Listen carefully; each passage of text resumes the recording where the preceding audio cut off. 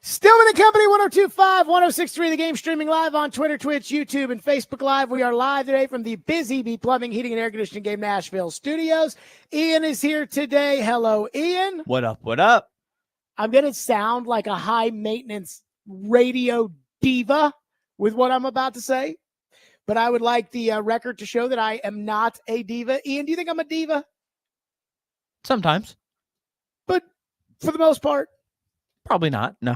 Okay, thank you. That's all I asked David James one time. I said, am I high maintenance? Like as far as a radio host, a high maintenance talent? And David was like, it's a really complicated answer because no, but you also do like things a certain way. I'm like, yeah, I just have certain expectations and I just expect people to meet it. We got to get on Adam thinking, Ian. We got to teach him how to hit the out time. So that Stillman and Company. We started a minute and a half late today. Oh, boy. You know, Robbie Stanley texted me last week and said I got to get on thinking to hit the out time so that my show airs at 2:00 when the people are looking for it. I'm just kidding. I'm sure they were having a great discussion, even though they had a discussion today.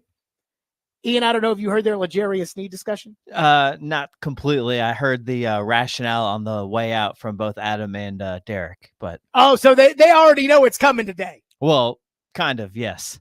Okay, because I texted Adam and I was like, you are off your rocker. We'll get to that later.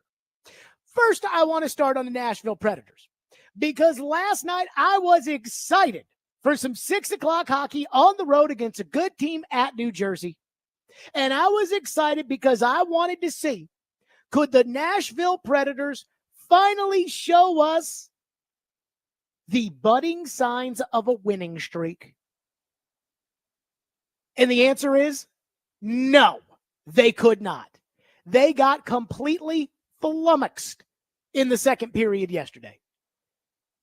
Ian, I think flummoxed is a good way to put it, how they performed in the second period. Really, the first two, but it was tied 1-1. Not great. Not great. I mean, again, I was excited. I said on Friday's show, I said, if they lose to Winnipeg on Saturday after the road trip that they had that was terrible, if they lose to Winnipeg, I'm giving up on the season because I felt like the Predators, after that road trip, they had to come together. They had to say, okay, enough is enough.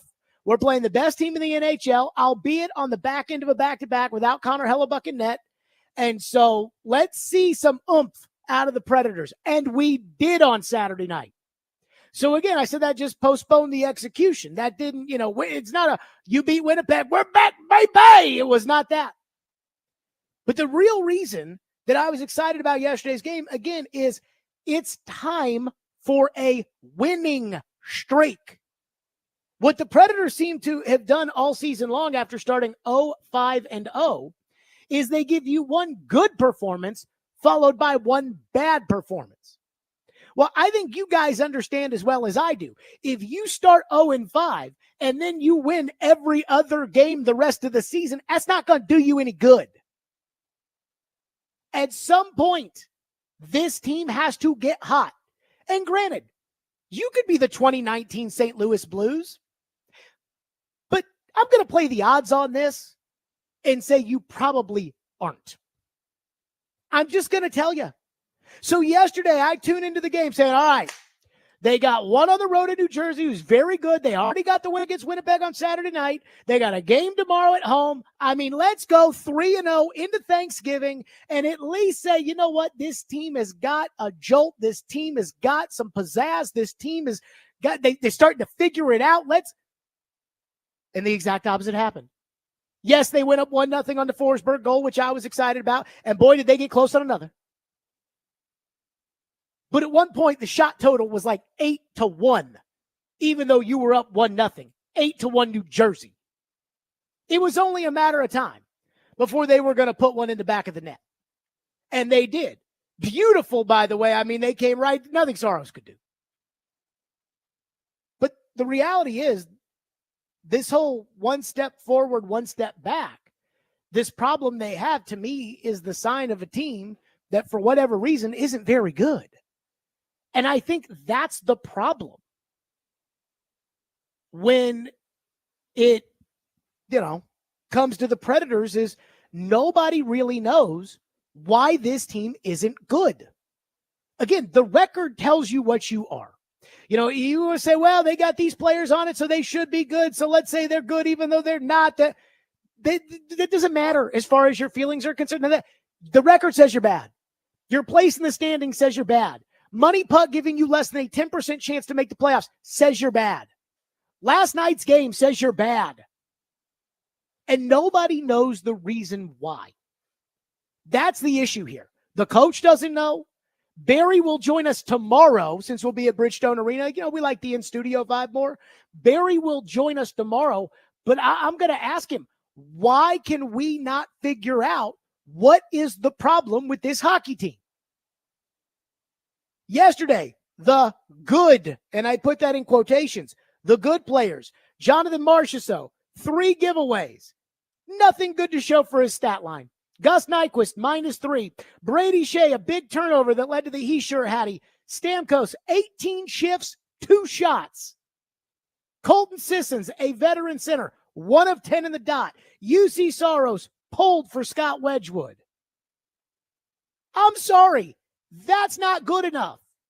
And if this team were riding the wave of a typical season where instead of starting off 0-5 or whatever, I think I saw that they've had 3 separate 3-game losing streaks. If this team was riding the wave of a normal season, I can live with last night following the Winnipeg game on Saturday. But you're not riding the wave of a normal season. You've been playing catch up since the very beginning. And so last night I looked at this as hey, get off the plane, bow up, play a good team, win the game, get 2 points. I don't care how. I don't care if you have to take a hot dog vendor from the Prudential Center and stick him in there. Get 2 points, get on the plane, and get back home. And it was like I was looking at a hockey team that had no interest in picking those 2 points up last night. And as much as I'll push back against this, because at the beginning of the year, I thought this team was going to be good.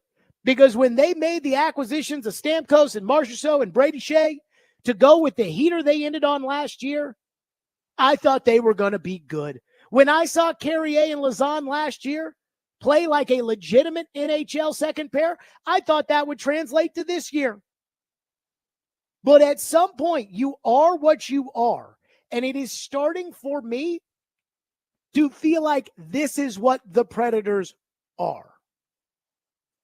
They are a tease of a good hockey team. They are not a good hockey team. There is a difference.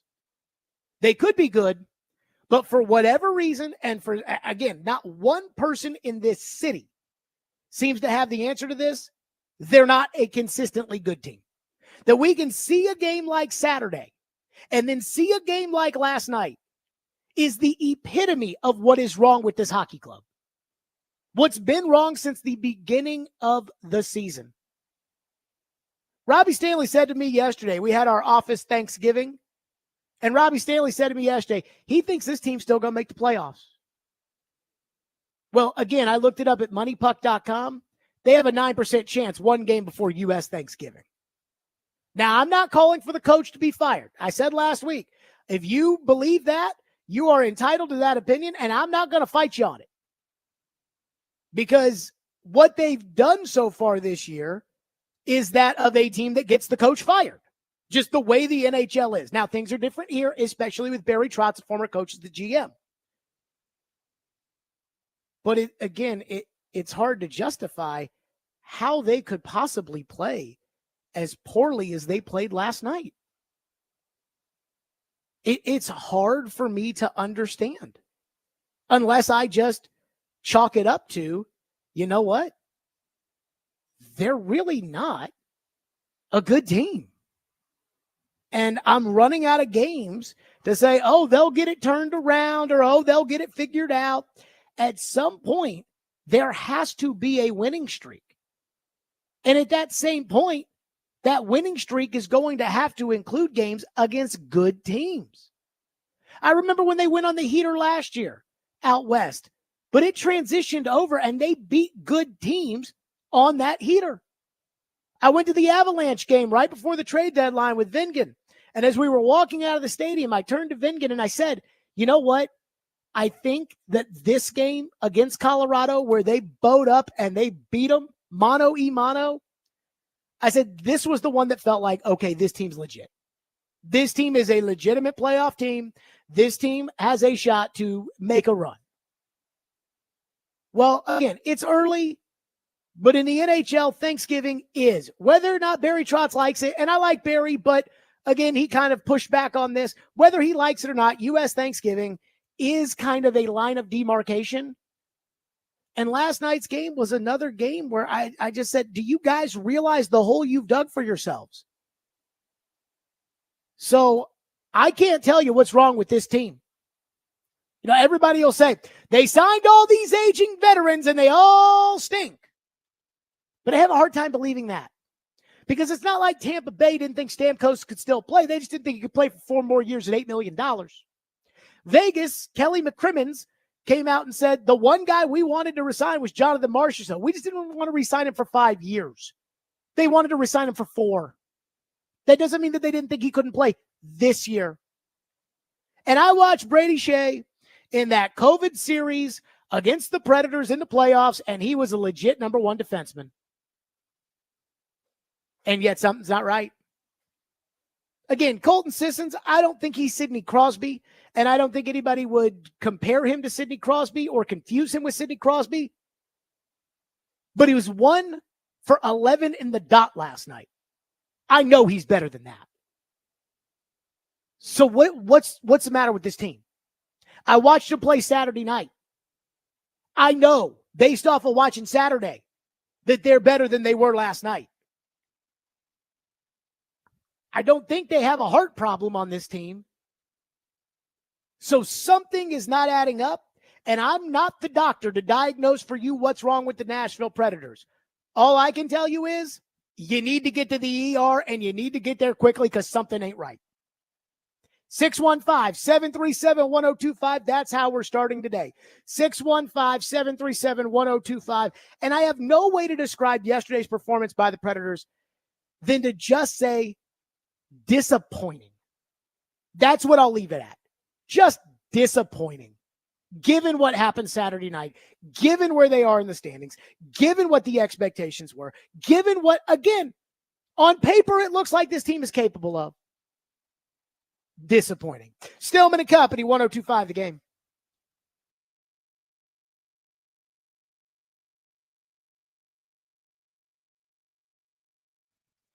Let's talk about Hiller Plumbing, Heating, Cooling, and Electrical. We got high expectations for Hiller, too, and they meet them every single time they show up to my home. And if you have expectations of getting some cash back for the holidays, Hiller's Cash for the Holidays promotion is back. They're giving away cash for the holidays with select purchases. Get a $500 Visa gift card when you buy select new HVAC systems or a new whole home generator, or get a $250 Visa gift card when you buy a new tankless water heater. These deals are only available until the end of the year, so schedule today by visiting happyhiller.com. Take advantage of Hiller's $99 drain cleaning this month, too. There is no better time to take care of your home before the holiday guests arrive than right now.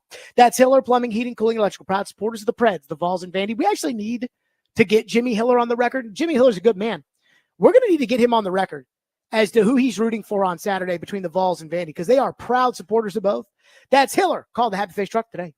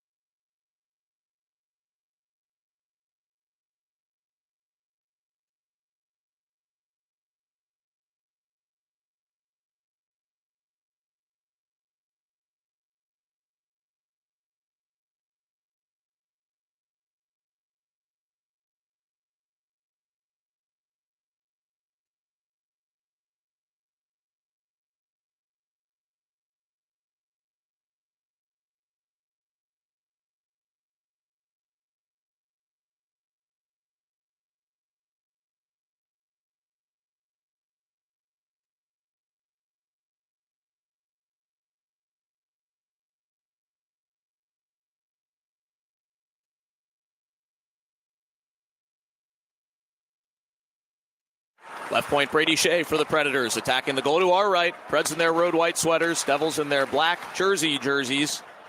Here in Jersey. Pass ahead, break for Hischier for the hat trick, and he's got it. Au natural, Nico Hischier, a natty hattie. It's 4-1 Devils with 3:03 left in the second. Boy, I tell you, Max just sounded beside himself on the Nico Hischier hattie last night. And you know what's crazy about that? The Hischier hattie, Ian? What's crazy? I saw the Predators get dominated in the first period and come out with a 1-1 score. And I think as any fan would feel when you get kind of beaten up in the first period the way they did, but you walk out relatively unscathed at 1-1, there is a little sense of optimism of, all right, didn't get to your game in the first period, but it didn't kill you. So now you get to your game in the second period. But I had flipped on to Monday Night Football. And with all these apps.com login, sign up, tune out, whatever, it's kind of hard to flip between the two all the time. So I wait for commercial breaks. So I get a text message from Vingan that is the vomiting emoji. And I Monday Night Football is getting ready to kick off. So it's not like there's anything that, it was like a handoff to J.K. Dobbins and he gained 2 yards. It wasn't like there was something in the Monday Night Football, game that would be worth vomiting about or anything. So I assumed he was talking about the Preds. So, of course, I see it. I flip back over. I text him. I said, I was watching Monday Night Football. He goes, he sure just had a hattie. I go, that's a hattie. It was 1-1 at the end of the first period. That's a hattie. And I think the bigger story here when it comes to the Predators in last night's game, again, when I compare it to what I saw Saturday night against Winnipeg, is they never had a chance last night. Like, they never had a shot to win that game. Like, they literally just showed up like they were the Washington Generals playing the Harlem Globetrotters. They just showed up, got on the ice, and got spanked. And it's like, I know they know better. I was listening to the midday show, Make Excuses for L'Jarius Sneed. And they're talking about, why do people just think L'Jarius Sneed got the bag and doesn't want to play anymore? And I'm like, well, because we don't know L'Jarius Sneed. His interviews aren't very convincing, and he left the Chiefs to come to the Titans. So winning's really not a big deal to you when you do that. But I know Roman Josi. I know Philip Forsberg, UC Soros. I know what those guys like Marchessault and Stamkos, and I know what they're about. I know Ryan O'Reilly. He used to live in the same neighborhood as Ryan O'Reilly. I know what those guys are for the most part. And I know they're not quitters. I know they're not losers. I know they're not the guys that just pack it in and say, oh boy, we tried, the end. That's never been them. That wasn't them in 2021 when they had that miraculous second half of the season. That wasn't them in 2023 when the entire organization and city gave up and said, all right, time to start over, time to rebuild. Goodbye, Matthias Ekholm. Goodbye, Nino Niederreiter. Goodbye, Tanner Chenot. Goodbye, all these guys. And they played their butts off and almost made the playoffs. And again, I felt bad because I didn't pay attention. I didn't pay attention to any of it. Because, again, I was like, hey, I don't even make the playoffs. We're worried about the draft and the prospects and, get Evangelista up here. And I know these guys aren't quitters. I know Andrew Burnett, even for his faults, I know Andrew Burnett is not a loser. So they get the big win at Winnipeg. These guys have been around long enough. They know at some point they got to get on a winning streak. No disrespect to Ryan Ellis and Ryan Johansson, and those guys had never experienced success before until they experienced it right when they were up against getting contracts. They got their contracts. They were in their mid-20s. They lived in Nashville, and you could tell. These guys don't have that problem. This ain't new money for Steven Stamkos or Ryan O'Reilly. They know, hey, man, the smoke breaking is over. It's time to get back to work. And then they got out there on the ice yesterday and they never had a chance. Like, they never had a chance. And so, again, I don't know what's wrong with the team. The problem is I don't think the coach knows what's wrong with the team. Barry will join us tomorrow. I don't think he knows what's wrong with the team. I don't think the veteran players know what's wrong with the team. And to me, that's starting to worry me a lot. Let's get to some phones. Phone line driven by WilsonCountyHyundai.com. One text says, not to mention they had a 5-minute major penalty and only got one shot on goal. And again, like when I watched the game Saturday, I know some people are like, Jared Stillman is over dramatic. And there may be some truth to that. And my life might be a lot easier if I wasn't so dramatic all the time. But at the same time, I felt like Saturday's game had some added importance to it. And I said, if they don't win, I'm giving up on the season. And they immediately come out in the first period, score, get it right back, and score again. Now, there was a technicality of whether or not it was offsides, and I guess technically it was offsides, but that doesn't change the intensity with which they were playing the game Saturday night. That intensity didn't exist last night. And again, I need an explanation. I need a reason why. Matthew in Nashville says, Shin, O'Reilly, and Novak are major contributors to the problem. If I was the GM, I would trade all three. Well, I wouldn't trade O'Reilly, because if you trade O'Reilly, who's going to play center? That's like saying, well, I think it's like Skaronski, right? I don't love Skaronski, but again, if you get rid of Skaronski, you can play left guard. So you're not getting rid of O'Reilly. Ian, I think it's time for Luke Shin to hit the pitch. You think so? They'll never do it. And I don't know why. Serial winner, I guess. I don't know. But Luke Shin is too big and too slow and he's just not good enough anymore. And last year, I was kind of digging the Luke Shin on the third pair thing. He's serial winner. I got it. Bring in Spencer Stasny. Got a little athleticism, a little speed going there with him. Not anymore. I'm with you on the Shin thing, and then the Novak thing. I've never been a believer in Tommy Novak. And I don't think they really were huge believers in Novak, but he showed enough to get the contract that's not a great contract, and it's a movable contract. But I think it's one of those things where I kind of wish they had a franchise tag or another year to figure it out with Novak. But I would agree with the theory when it comes to Novak. One texter says you can't hit the target if you don't pull the trigger on the puck. Shoot it. I agree. I mean, Forsberg's wrister that went in the net at the beginning of the game, I mean, that's not the best shot you can get. But again, he put it on the net and went in. Barely, but it went in. And I've noticed that from the very beginning when it comes to the Predators and the power play. Now, the power play has gotten better, and I think it will continue to get better as these guys play together longer. But it's almost like everybody's afraid of taking the shot because they feel like if they don't take the shot, or if they take the wrong shot, then they're not getting Stamkos the right shot, or they're not getting Yossi the right shot from the point, or they're not getting the right. And it's like, just put the puck at the net, get in front, clean it up, and put it in, which they did some of Saturday. But for what it's worth. One texter says, please explain why Joe Rexroad took a victory lap on you this morning. I tuned in at the end of his gloating. I didn't hear that. Ian, what was Joe Rexroad celebrating today? I don't know. I missed it. No. So I heard Caroline Rexroad on the Rex rant today. She's not a fan of the Stillman and Company program.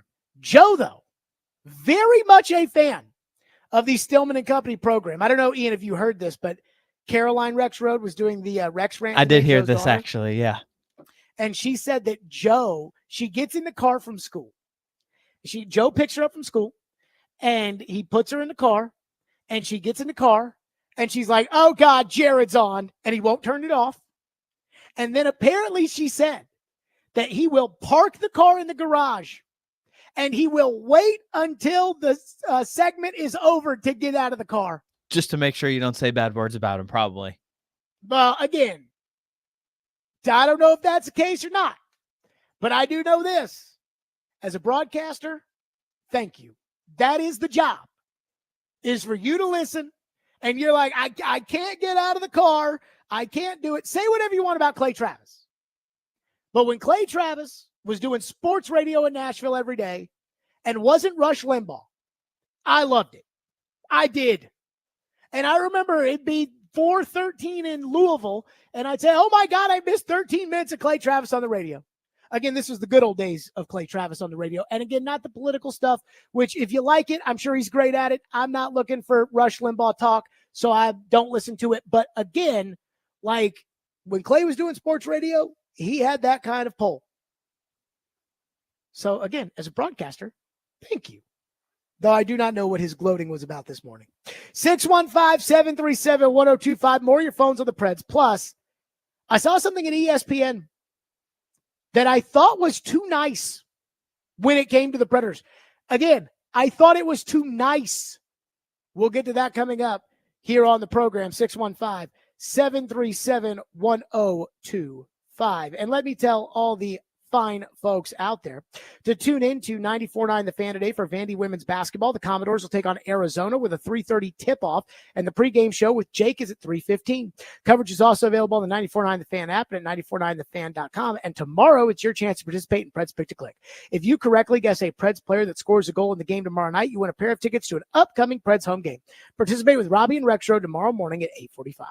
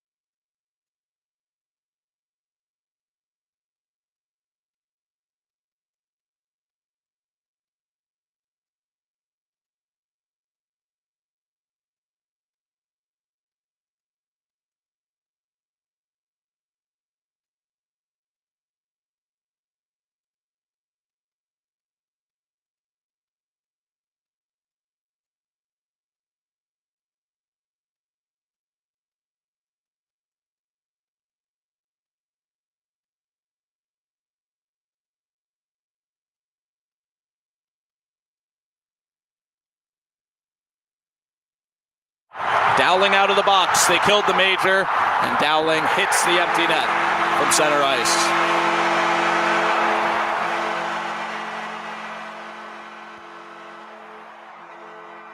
Devils 5, Predators 2 with 2:35 to go on an empty net goal by Justin Dowling. The Devils gave the Predators a lifeboat back into this hockey game, and they said no thanks. I mean, I'll tell you, Max, at least he's not taking off the season. I'll give him that. So I saw an article at ESPN.com today. I clicked it because I was fascinated by what they would say about the Predators. And it was grading the team so far through the first, however long it's been, at Thanksgiving. Giving teams grades. Boy, I bet you that the websites love that. Like, well, let's get to the grades. A, B, C. ESPN gives the Predators a D- grade. And I was stunned by that when I clicked the article and I saw D-. Stunned. And I'm going to tell you why. Did you guys know that a D- is a passing grade? That if you got straight D- across the board, you would be considered a graduate. People say C's get degrees, so do D's. I don't have a lot of experience with that, but take my word for it. ESPN says, quote, they were a playoff team last year and were considered one of the teams to watch in the West heading into the season because of their aggressive offseason. Instead, they become a team that is getting further away from a wild card spot as the unofficial American Thanksgiving Day cutoff draws closer. At the quarter mark, they are 32.1 points off their projected preseason pace, the worst differential in the league. On the optimistic side, they showed last season that they could overcome poor stretches of play and pile up victories, replicating that again this season could get them back into a wild card spot. If not, it could force the Predators to confront some tough decisions about their long-term plans. Again, I don't disagree with any of that. I don't disagree with any of that at all. But what I disagree with, again, is you're giving a grade up to this point. It's got to be an F. Like, it's got to be an F. An F is failure. And so far through this point to the season, without projecting outward what anything will be, the Predators have gotten an F. And I don't even think that's debatable. Again, sometimes I think when you say things like, they get an F, it's taken personally like, but we still have X amount of games left, and last year we went on this heater, and I'm not saying that that's possible. But if this were science class, and you've had 3 pop quizzes, a test, and a midterm, and you averaged under 50% of all of that, or I guess under 60%, I don't know if they've changed the grade scales to make it easier. Colleges have been giving away A's like candy now. So what used to be a C is now considered a B. It's kind of sad. It's like the professors don't want parents bitching at them. So what they do is they just give them a better grade. Kind of a sign of how soft our society has become. But again, if you had a 53% through those pop quizzes, through that midterm, through that test, you'd have an F. And it's not saying that you can't pass the final exam and, have a good project here, but it's an F.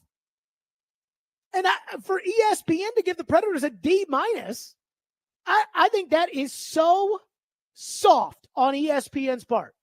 We have big expectations for this team. They had a great end of the year last year, a competitive playoff series. You knew they were missing a couple of pieces, specifically on the power play. They went out and got them, and they're terrible right now. One step forward, one step back. That's an F. 0-5 to start the season, F. 3 3-game losing streaks, F. I'm optimistic they'll turn it around. I am. But let's not sugarcoat it now. And again, I don't even think a D- is sugarcoating it. I just think it's factually inaccurate. This team has failed. F. One texter says, Stillman, The coach needs to be fired. He's out of touch with his player skill set. He's lost the room and he's lost the fans. Hashtag fire Burnett. I don't think he's lost the room. I can't tell you if he's lost the fans or not. And I can't tell you if, you say he's out of touch with their skill sets. I'm not sure exactly what that means. Andrew Burnett is not some grumpy old pawpaw coach. But again, I don't think he's lost the room. Saturday's performance was hey, we know we haven't been good enough. We know we got to get back in this thing. We know we got to send a message against the best team in the NHL. And they did. And you don't do that when you've lost the room. Adam in Portland is up next on our program. Adam, thank you for waiting. Go ahead. Jared, happy Thanksgiving, dude. You too. Here's my problem, all right? And I'm not saying fire him or don't fire him. My problem is that if you're on board with firing all the Titans people, why are we not there with the Preds yet? Because the Titans are pretty young and starting to play better or improving in areas. There's notable improvement. The Preds have players who have won Stanley Cups, and they are being led by veterans. They're old as hell, and they're not winning. And they didn't forget how to play hockey. So somebody is responsible. I don't know who it is, but how are we not fire everybody with the Preds at this point? Because if I saw the Winnipeg game, I was like, if they don't win the Winnipeg game, I think they're going to fire Burnett. That's where I thought they were. They smoked Winnipeg, and now they turn right around and do what we think they would do this year, what's obvious, and turn around and not being able to string two together. So how do you not fire them at this point? So I would argue that the Titans are not a young team. I mean, they're not a young team. There's just not a lot of young talent on the team, which is a humongous problem that the Titans have. The Predators are not a young team either. Now, I've said this about the coach. I'm not there yet, but if you want to fire him, I understand why. In the NHL, what is the basis for a coach firing? I think we have on our hands right now. Again, if I own the team, I wouldn't fire the coach because I think Burnett's a pretty good coach. But the reason that the Predators are not the Titans right now is, number one, we're a quarter of the way through the season. Number two, the Predators had success last year with Andrew Burnett as the coach and Barry Trotz as the general manager. That is different than last year doesn't count. There is a massive difference. Also, the Predators have 3 first-round picks this year. They have young players on the way, albeit the gurus don't seem as high on the young players as I feel like Trotz is when it comes to who's coming up the pipe.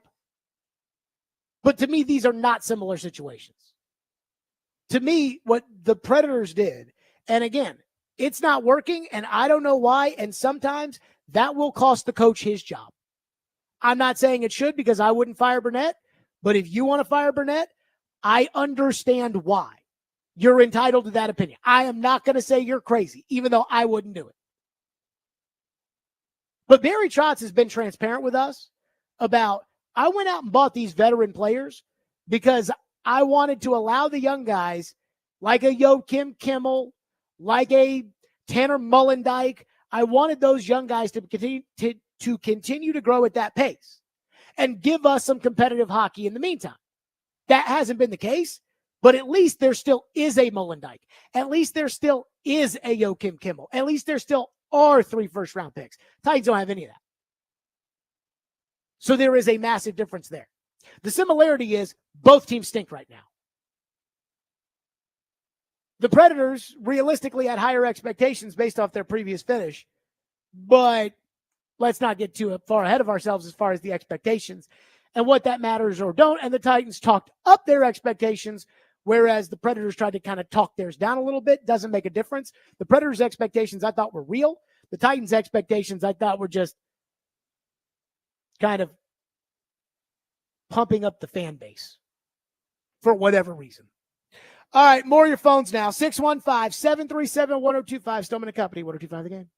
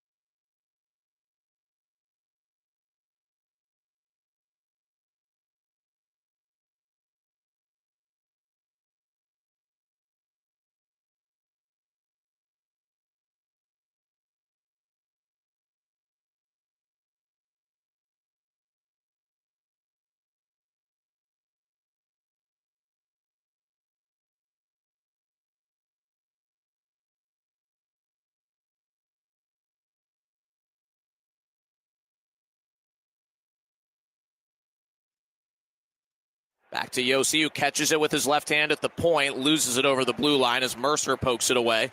Runs into Carrier. Preds re-enters. Zach LaRue, breakaway! He scores! Zach LaRue slips it 5-hole on Jacob Markstrom on his backhand, and the rookie's second NHL goal cuts the Preds deficit to 4-2 with 12:21 left in the third. You know, Zach LaRue's actually starting to find a role for himself. Don't have a problem with that, but when you look at the box score, and it's like, what did Marchessault do? Nothing, 3 giveaways. What did Stamkos do? Nothing, 2 shots in 18 shifts. You're not going to win because of Zach LaRue.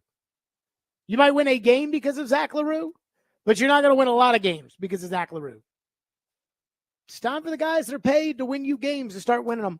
Let's go back to your phones. As promised, Dustin is up next here on the Predators. Dustin, thank you for calling and waiting. Go ahead. Yeah, what's up, Jared? Hey, I texted this earlier. I read it out. I said you can be a lot of things in the NHL that aren't great and still win a lot. Speed and old aren't one of them. The lack of speed is a huge liability. We're also not that tough grinder team anymore. I don't think this team is getting it going. The energy isn't there and can't be manufactured, in my opinion. We get dominated when we're off our game, not just weathering the storm, getting owned. I see what Barry Trotz was trying to do with Stammer and Marchessault, but we're getting old before we even acquired them. We got ancient across the board, sprinkled in a bit of youth in the nursing home when we should be sprinkling age in and wisdom. See, here's where I don't agree with that. Now, I agree with you that they're slow, and they've always been slow. Like, even you go back to the Cup final, and they were slow. So that's been a problem. Thank you for your call. That's been a problem. But here's where I disagree with you. It's not like Steven Stamkos is 45 years old. Again, if he would have taken a 1 or 2 year deal, I think Tampa would have brought him back. Vegas said we wanted Jonathan Marchessault back. Brady Shea is not old. This idea that the Predators, I think back to one of the failed experiments in the past. Do you guys remember when the Lakers had Shaq and Kobe? And Shaq and Kobe at the end there, they couldn't really get along. But the Lakers decided, let's go for it all. They brought in Karl Malone and Gary Payton at the end. That team didn't win a championship. Even though everybody, Shaq and Kobe and Payton and Malone, but they still made it to the NBA Finals. This team's just terrible. And again, they play a game against Winnipeg where they look like they can be a decent team. Then they play a game like last night. They get one shot on a major. Then it's a totally different feeling for me. But this idea that it's just like, we're old and we're slow. Well, yes, but like Jason Zucker was on the team last year. Was Jason Zucker fleet of foot? No. Was Jason Zucker young last year? No. Like, again, they just added Fedor Svechkov. Is Fedor Svechkov young? Yes. So I have a little bit of an issue with that. Joey from Bellevue, it's a good man right there, says, Jared, you're awesome. It's great the Preds have 3 first-round picks. Who was the last first-round pick they had that was worth something? I know it's a GM now. However, he's unproven when it comes to his draft history. So I will agree with you that it is disappointing that Dante Fabro got released and that they traded Philip Tomasino yesterday and Ellie Tolvanen didn't work out and they traded a first-round pick for Ryan Hartman and that blew up in their face. But I will say, if you go through 2020 on, right now, David Edstrom is the top prospect in their system. They acquired him and a first-round draft choice in exchange for Yaroslav Askarov, who was their number 1 pick in 2020. And we know why Askarov's not on the team. You can be upset about it, but it is just a reality that they decided to go in Saros' direction. I wouldn't have done it, but that's what they did. Svechkov and LaRue are first-round picks in 2021, and they're both in the lineup. Kimmel is who I really think your top prospect is, ahead of Edstrom. He's at Milwaukee, and it looks like he could be ready probably more next year than this year. But if they don't start winning, I wouldn't be surprised to see Kimmel up here. And then Wood and Mullendijk are kind of works in progress. That's the, coming down the pipe. Though I know Andrew Burnett each of the last 2 years wanted Mullendijk on this team. couple people in the YouTube chat talking about last year saying, well, last year we had Kiefer Sherwood. I don't think this is a Kiefer Sherwood problem. Tristan is up next here on our program on the Predators. Thank you for calling. Go ahead, Tristan. I agree with your point about the goalie situation with signing UC Saros for a big-time contract. That was awful, and trading away Yuski, the Russian goalie. We should have signed him for a much bigger deal, good-sized deal instead of Saros, but kept Saros as our backup goalie. And some of these players we signed in the offseason, were, I think, way overpriced. And I say it's time to, give somebody else a captain, instead of Roman Yossi, and trade some of these players, start some trades. I think they should just start Tristan, I appreciate the call. I think they should just start the franchise over. Take the captaincy from Yossi, get rid of all the players they have on the team right now. Should have gotten rid of Saros. I hear what you're saying. Again, here's what's infinitely more likely.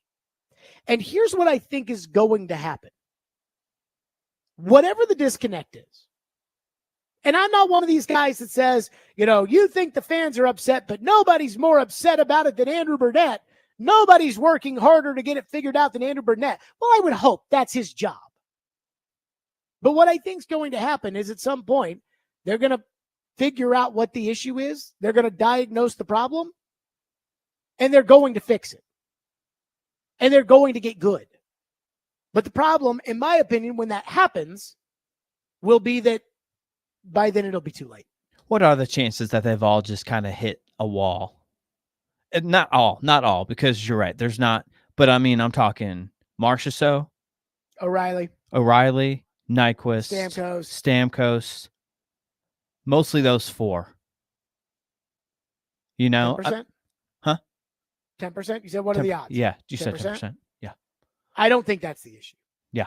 I'm just trying, I've been trying to come up with theories myself, going through. Again, nobody has the answer to this. Yeah. So so I've been kind of trying to come through, think of different theories. I'm like, okay, well, that could be a theory. Sure, I guess it's possible they could all kind of, those guys, maybe they let Stamkos go because they knew something, Marchessault. How could they have really tried? I know they wanted to the whole contract situation there is wacky, but they kind of let him go. Shea doesn't really fit in that category. I wouldn't put Forsberg and Yossi on their play in that category, but O'Reilly and Nyquist had career years last year. So I don't know. It's just one theory. I'm trying to come up with a bunch. Again, I think that's where they are. I think they are trying to figure out what this is and what it isn't. And again, I think they're running out of time if they haven't already run out of time.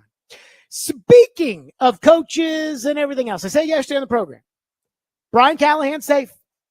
I think with the win against the Texans and what it meant to the one person whose opinion counts, I think he's safe. So what about the rest of the front office? Was the Texans win enough for Rand and Brinker to just erase everything else and say it's all good? We'll do it next. Join me, Chris Sanders, D. Mace at Twin Peaks and Cool Springs this Sunday for the award-winning pregame show from 9:30 to 10:30, where we'll break down the Titans and the Commanders. The award-winning pregame show is presented by Parman Tractor and Equipment, Sundeck Nashville, Sloan's Motorcycle ATV, and award-winning Blue Note Juke Joint and Blue Note Crossroads Bourbon.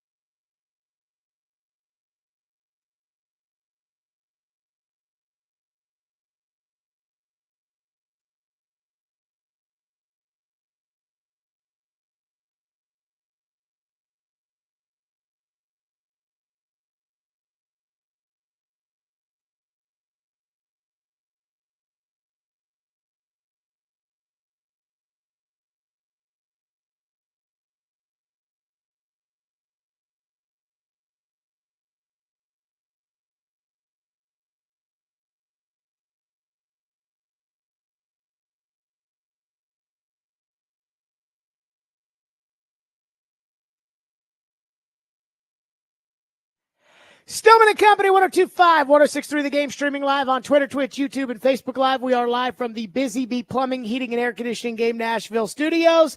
I said yesterday, after the big win on the road at Houston, embarrassing those Texan fans, the boos John McClain wrote said they just rained down on the Texans. When the former Houston Oilers showed up to town, and even though they gave up 8 sacks, an 80-yard kickoff return, a pick 6, a fumble in plus territory, they walked away victorious. Jeffrey Simmons said Amy Adams Strunk had tears in her eyes with her Oiler belt buckle on after the Titans won the game yesterday. And I proclaimed Brian Callahan was safe off the hot seat after the game on Sunday. Simply because on Friday I argued, hey, if there was ever one to get, it's this one. Because, look, my evaluation of the Titans and her evaluation of the Titans might be the same. It might not be the same, but her opinion counts more than mine does. She is the owner. I'm not. Nobody knows who's on the hot seat and who's not, especially when it comes to Amy. But if Callahan was on the hot seat, that win on Sunday means something to her. More so than any other win. It's like a birthday. Comes around once a year, and it only matters to you. The Houston Texan game on the road in Houston only matters to her. Titan fans don't care about the Texans, but she does. And it's her opinion that matters. So if we can mark Brian Callahan as safe, like Facebook does from a natural disaster, what does that mean for Rand Carthon and Chad Brinker and the rest of the front office? Are they safe too? A lot of people will say that Amy is thinking something or will do something, but she's proven in the past that even if the general consensus is one thing, she often will do another. I remember last year, Teresa Walker and I getting into it. I love Teresa, but I remember we got into it last year because Teresa said, Amy hired Vrabel and Rand to do a job and she's going to let them see it through. And at the time, considering that Teresa was the only person who had talked to Amy on the record after John Robinson got fired, there was some credence to what she had to say. But nope, Amy fired Vrabel. I say she, I don't know if it was her specifically, but it was either her, Kenneth Barclay, or Burke Nihill, people that would have the authority to tell Diana Rossini at The Athletic that Vrabel was safe on Thanksgiving a year ago. And we know how that worked out. So I do wonder, does Sunday's win change what she thinks about Carthon and Brinker? There are some people out there, the distinguished gentleman on the YouTube chat, that says the front office is in lockstep no matter what, that this was a planned tank. But I know they have no idea of knowing that. They have no way knowing. This is a planned tank? That wouldn't Amy be mad that you won the game on Sunday? So I think when people say things like that, they're simply just moving the goalposts. The same people that told me after the Jets lost, the Titans were going to win 3 in a row. They won 1 game. Just because they beat the Texans on Sunday, even after Hannah McNair, who's so pretty, even after Hannah McNair talked all that trash, it doesn't change the fact that if you're Amy Adams Strunk, you still spent $25 million of your cold hard cash this year and a 3rd-round draft choice on L'Jarius Sneed, only to see him play 5 games of football. I did the math today, by the way. That's a waste of $17.6 million. It doesn't mean just because they went on the road and beat the Texans that the Titans still aren't one of the worst teams in the NFL. I saw the power rankings today. The highest they're ranked is 26th. That's still bad. If last year's results were, according to Amy, quote unquote, unacceptable, then there's no way that this year's results are acceptable. There's no way. again, it's great. You're not in last place because Jacksonville's so bad, but never hear anybody sitting there saying, we're 26th. Don't know that chant. So then when it comes to the hot seat, I'm thinking to myself, is Brian Callahan separate from the front office? Is it fair to a future general manager to say Brian Callahan is safe just because he beat the Texans? And the reality is, these are the tough conversations that have to be had. You're Amy Adams Strunk. You just got the game ball. Jeffrey Simmons just broke it down in the locker room for you. Tears in her eyes, Oiler belt buckle on. Her father would have been proud of the Titans on Sunday. I can promise you that. But yet at the same time, it's not like Amy sits there with Mike Keith in those taped interviews and says things like, well, Mike, the most important thing is that we beat the Texans in Houston. Even if that was the most important thing to her on Sunday. I don't doubt Amy when she says things like, I want to bring an organization to the fans that will bring Lombardi trophies to Nashville. I know the Oilers have a reputation. Oilers/Titans have a reputation for being cheap. But Amy Adams Strunk has shown she will spend. They spent money in 2021 when they had a top 5 payroll in the NFL. She spent money to fire Ken Whisenhunt when the late Mark Howard said they won't fire a coach 2 years into a 5-year contract. And I sat in my car and I heard that and I thought, Mark Howard's right. And then a couple weeks later, she fired Ken Whisenhunt, which happened to come after a disastrous performance on the road at, you guessed it, Houston. So does she now separate Brian Callahan, who gave her the joy and the gift that I don't think she woke up on Sunday thinking she was going to get? Does she keep him separate now from the other two? Chad Brinker's analytics with the AI model that detects cancer that he's brought to revolutionize the NFL that has led to 2 injured corners. Does she just forgive all that now? Are Rand and Brinker safe because Callahan's safe? Do you now change what the future of your GM search would be simply to make sure Brian Callahan stays? Or would Brian Callahan still be considered collateral damage? Again, these are the tough conversations. What does Sunday's game really mean? And again, there's still 6 games left. They could win all 6. They could make the playoffs. They could get to the Super Bowl. They're not going to, but they could. So she doesn't have to make a decision today. But I am having publicly the conversation that I bet you, if with nobody else, internally she's having. What does this really mean for the future and the hierarchy of the organization? 615-737-1025, which is our phone number if you want to weigh in. We'll get to some of your thoughts on this. And here's the deal. I don't want to fire Brian Callahan. And after Sunday's game, I've said I don't think they will. But there is one thing that it does feel like the Titans might find themselves in again. We'll get to that next. Stillman and Company, 1025 The Game.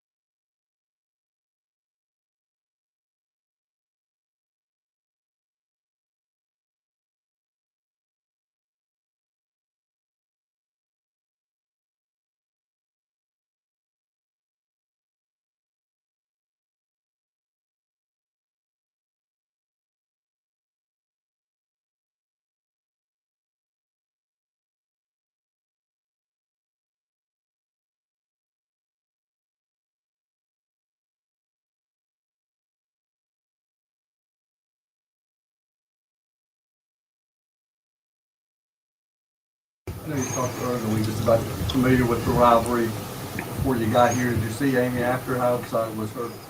She was thrilled. She was thrilled mainly because we won the game. But yeah, it's okay to admit that these things sometimes mean more. And I know it does for her and it does for us. And we wanted to make sure that we put on a great performance down here and we had a chance to win the game, and we did. And I think that she's more than anything else just proud of our football team and the way that they came down here and fought and played. That was Brian Callahan again. Yeah, Amy's just proud of the way we played in this game. And again, Jeffrey Simmons saying she had an Oilers belt buckle on, tears in her eyes as we delivered the ball. So again, I think Brian Callahan's safe. I think that game means more. I think it matters more. The thing that's crazy about owners in the NFL, we think that these owners are so sophisticated and so smart and so advanced and so on the cutting edge and so on the. And then the Jets go out and hire the 33rdteam.com to help them with their general manager search. Mike T, baby. Well, let me tell you, I got a little nervous when I saw the Jets were hiring the 33rd team. You know why, right? Why is that? They got Rick Spielman. Oh, yeah. That's not good. So it's Mike Tannenbaum and Rick Spielman that are going to be helping the Jets, with their GM search. And, I'm like, you probably have the guy you need to hire, and Tannenbaum is part of that. So let me just say this. I don't want Brian Callahan to be fired. I don't think Amy wants to fire Brian Callahan. I said this at the beginning of the year when I got to know Brian Callahan a little bit. And I said, Brian Callahan's attitude, positive demeanor, nice to everybody. Brian Callahan's attitude will get him leeway that a guy like Mike Vrabel or John Robinson will simply not get. Callahan comes off as honest. He comes off as dependable. He comes off as an honest day's work for an honest day's pay. And that does matter. He doesn't come off as a stooge, even though he sometimes says some stoogey things. And I think Amy values that. I think Amy's comfortable with Callahan. I think Amy likes Callahan. I think Amy wants Callahan to succeed. And I say all of that only because that's how I feel about Brian Callahan. But here's what I hate. This musical blame cycle that the Titans have been dealing with for far too long. First, it was John Robinson's fault. Got to blame him. He traded away A.J. Brown. He drafted Isaiah Wilson. He traded for Julio Jones. Then it was Mike Vrabel's fault last year. Well, it's Vrabel's fault that he hired this bozo offensive line coach. Now it's Rand Carthon's fault. People trying to, when the argument is, does the fat-footed guard who can't pass protect being taken in the first round last year with the 11th pick, does that count for Rand or not? That tells you where the microscope is. Again, fans went off on Callahan after the Bills game, and I thought that was a little premature. But for the most part, Brian Callahan has avoided the line of firing. But the truth is, with this organization, is it probably never was one guy's fault. I had it told to me at a college football game last year by somebody who would know. Mike Vrabel and Arthur Smith were huge proponents of Isaiah Wilson. We look at Isaiah Wilson and we just say, John Robinson, oh my God. Again, I'm not saying don't blame John Robinson, because at the end of the day, it was his name making the pick. Joe has a column at The Athletic about Derrick Henry. John Robinson, Mike Mularkey didn't want to draft Derrick Henry. Blake Bedingfield, the director of college scouting who now writes for PK's website, is the one that was banging the table for Derrick Henry. Finally, with their third, second round pick, Robinson looked at Mularkey and said, what do you think? Mularkey looked at Blake Bedingfield and said, Blake, what do you think? And Blake said, Henry! And they said, fine. Well, John Robinson got a contract extension, probably multiple contract extensions, because of Derrick Henry. He's still getting paid today by the Tennessee Titans, thanks in large part to Derrick Henry. Ian, you know how they rewarded Blake Bedingfield after he drafted the best player that's ever worn a Titans uniform? I think they fired him. They fired him. So again, it's not always one guy's fault. It wasn't just Robinson's fault with Isaiah Wilson if Vrabel and Arthur loved the guy and said, got to take him, got to take him, got to take him. You think Jadeveon Clowney, who played for Mike Vrabel in Houston, you think that was Robinson? That was the one that knew that Clowney was going to be a good fit? Just like, again, last year, it's not like Rand was blameless just because Vrabel doesn't know how to hire assistant coaches and went out and got Tim Kelly and Jason Hodeling. Rand Carthon signed Andre Dillard. He was the general manager. So with all of this musical blame that they've played over the years, the truth is I feel like everybody has played a role in the problems that the organization has. So if you get rid of Rand and Brinker, which is what I want to do, because I got no faith in these guys. I think they're snake oil salesmen. I think it's all buzzwords. I think it's all excuse making. So if you get rid of these two guys, unless you have somebody that Brian Callahan approves of, which again, probably isn't something that I think he's earned, it's hard for me to see the Titans avoiding the cycle of musical blame. This year, it's Robinson's fault. Next year, it's Vrabel's fault. This year, it's Rand's fault. If they were to hire a new general manager, let's say they clean up the front office and they hire Duke Tobin from the Bengals, which would be the single most acceptable option I think they could make. But again, I think we can agree Duke Tobin, Cincinnati, he probably can work with Callahan. And he's not technically the general manager in Cincinnati, even though he is, because Mike Brown, the cheap owner with his bullcrap hats, he is technically the general manager in Cincinnati. And you know he's not giving that up. Just like Jerry ain't giving it up in Dallas. But if you did that, what you'd be doing is you would be cutting yourself off from who might be the best general manager out there. When you opened up your job search in 2023, Adam Peters, who is now the general manager of the Commanders, Adam Peters took his name out of the hat. Why? Because he didn't want to be stuck with Mike Vrabel. So again, I don't want Callahan to be fired, and I don't think Callahan should be fired, and I think Callahan is a solid coach, and I think he's a great guy. So I'm rooting for him. But at the same time, I don't want musical blame. I don't want Brian Callahan picking a general manager because I don't think Brian Callahan's earned that. And I don't want to force the next general manager to work with Brian Callahan because I did that with Rand Carthon and Mike Vrabel. I did that with Mike Mularkey and John Robinson. And that ego battle between those two took what should have been a very celebratory moment in Titans history, a moment where a young team got themselves into contention and learned how to win. And instead, it ended with Ian Rappaport reporting erroneous bullcrap so that Mularkey could stick his middle finger and on his way out the door, pull his pants down and moon John Robinson and Amy Adams Strunk. I don't want that anymore. And that's what makes all of this tough. Because on one hand, I want Callahan to remain the coach. But on the other hand, I don't want these guys picking the next quarterback. And that's kind of where I feel like it's almost, you kind of got to pick one or the other. 615-737-1025. We'll get to your phones on this. 615-737-1025. And again, expand your thinking just beyond the basic. Well, they can't fire Brian Callahan because he's a year one coach. No, you can do whatever you want. This is the NFL. Stillman and Company, 102.5 The Game.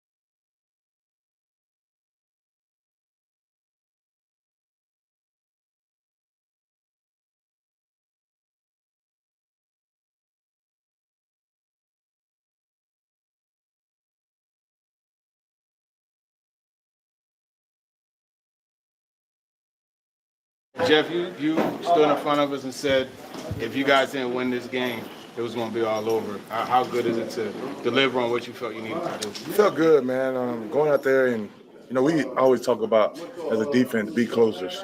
And that's what we did. We closed the game and, we made the plays when we needed to. We get pissed off and when things, it's the NFL, things don't go well, maybe like the fumble on special team or a big kickoff return, whatever it may be, as a defense, you just got to go put the fire out. That's what we did. Even on the fumble, you go out there and put the fire, you respond. And that's what we talk about as a defense.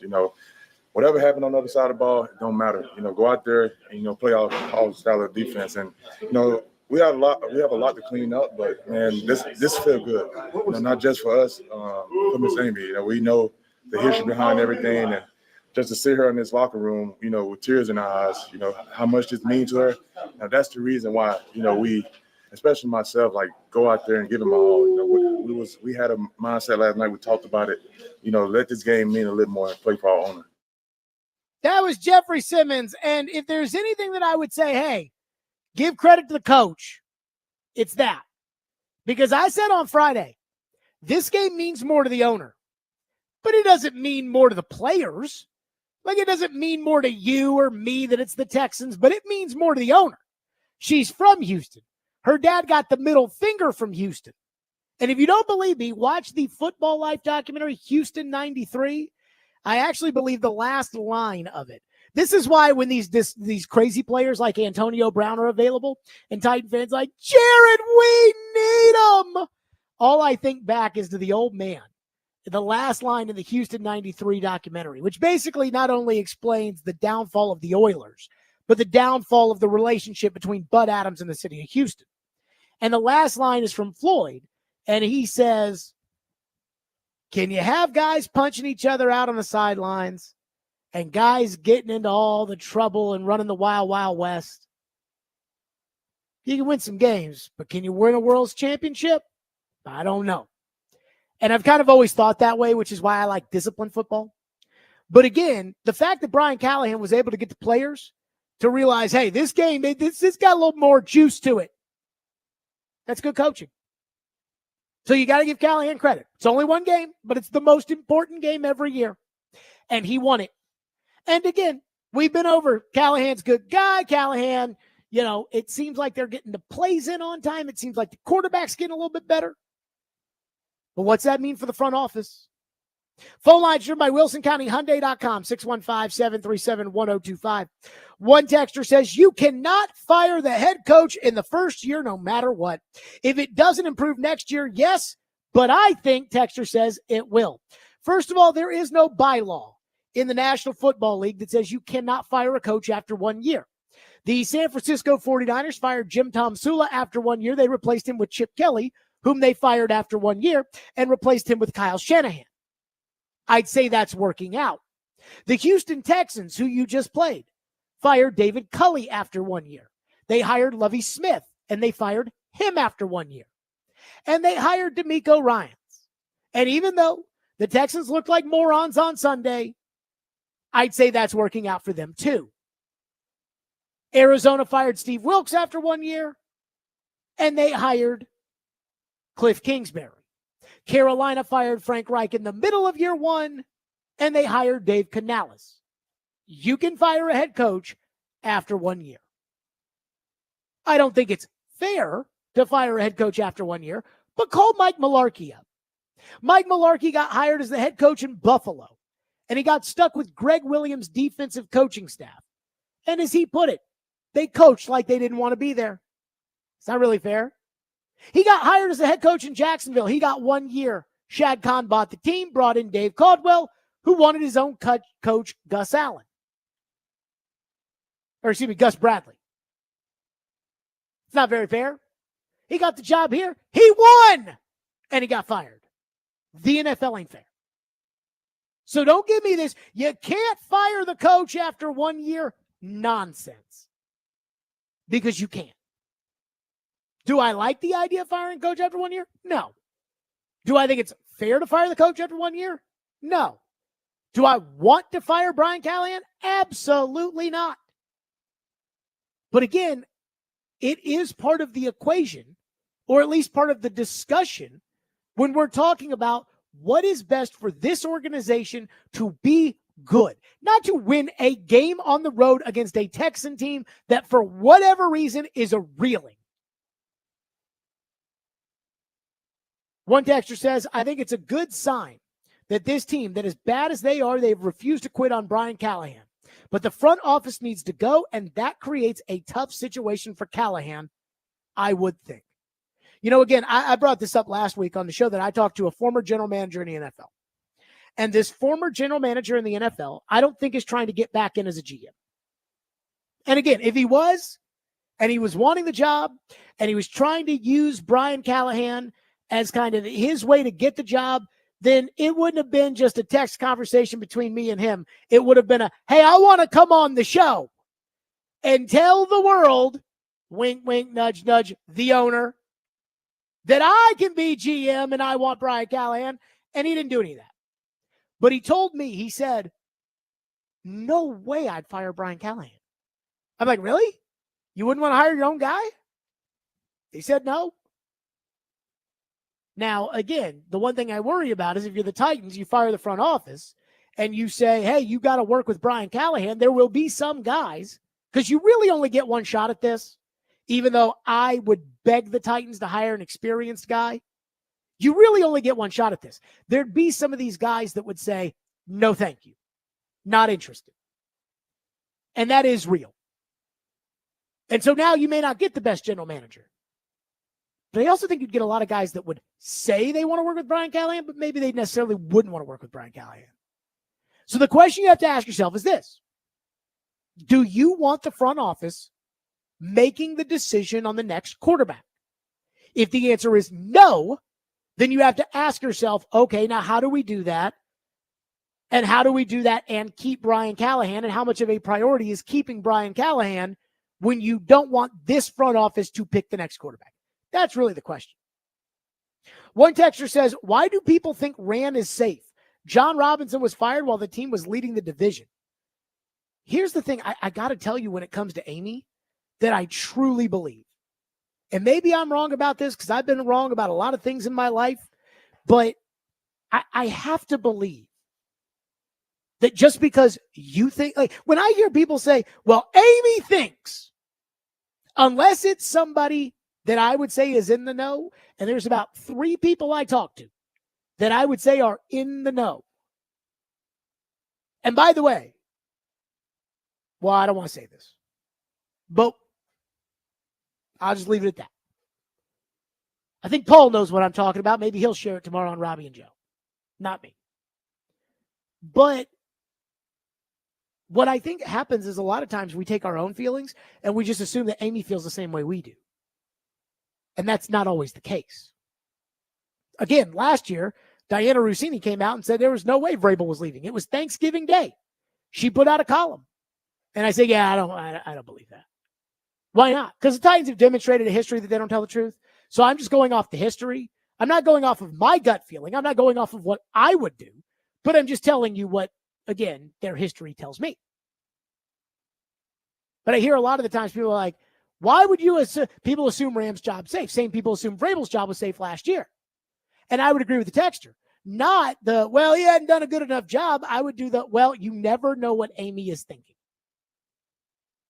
Because nobody saw John Robinson getting fired when John Robinson got fired. One texter says, everyone's talking about the touchdown machine Nick Westbrook at Keeney right now, but quietly Calvin Ridley has the most receiving yards in the entire NFL over the last 6 weeks. Is this the 1-2 punch of the future, or do we still need to bring in a top wide receiver in the offseason? So here's the thing we got to remember about NWI. Here's something to remember about NWI, Dylan Radins. I think these are the only 2 people that qualify for this. They're free agents at the end of the year. So NWI is not under contract on the Titans for next year. What is the option that the Titans have to keep NWI? It's the franchise tag. Well, you're not using the franchise tag on Nick Westbrook-Akine and paying him $30 million. So I believe he'll be a UFA, and he will hit the market. And let me say this about NWI. NWI will get paid some money this year. Each of the last 2 years, NWI has been allowed to leave the Titans as an unrestricted free agent, including 2 years ago when the Titans tendered contracts to Aaron Brewer and Tier Tart, but they did not tender a contract to Nick Westbrook-Akine. And when that happened, NWI went from an RFA, where the Titans could have paid him $2 million with a right of first refusal, which means that if another team offered NWI a contract, the Titans would have had the right to match it. They decided not to do that. They signed him back for the veteran minimum. Last year, NWI UFA, they signed him back for the veteran minimum. But again, they give NWI a couple days out there in free agency.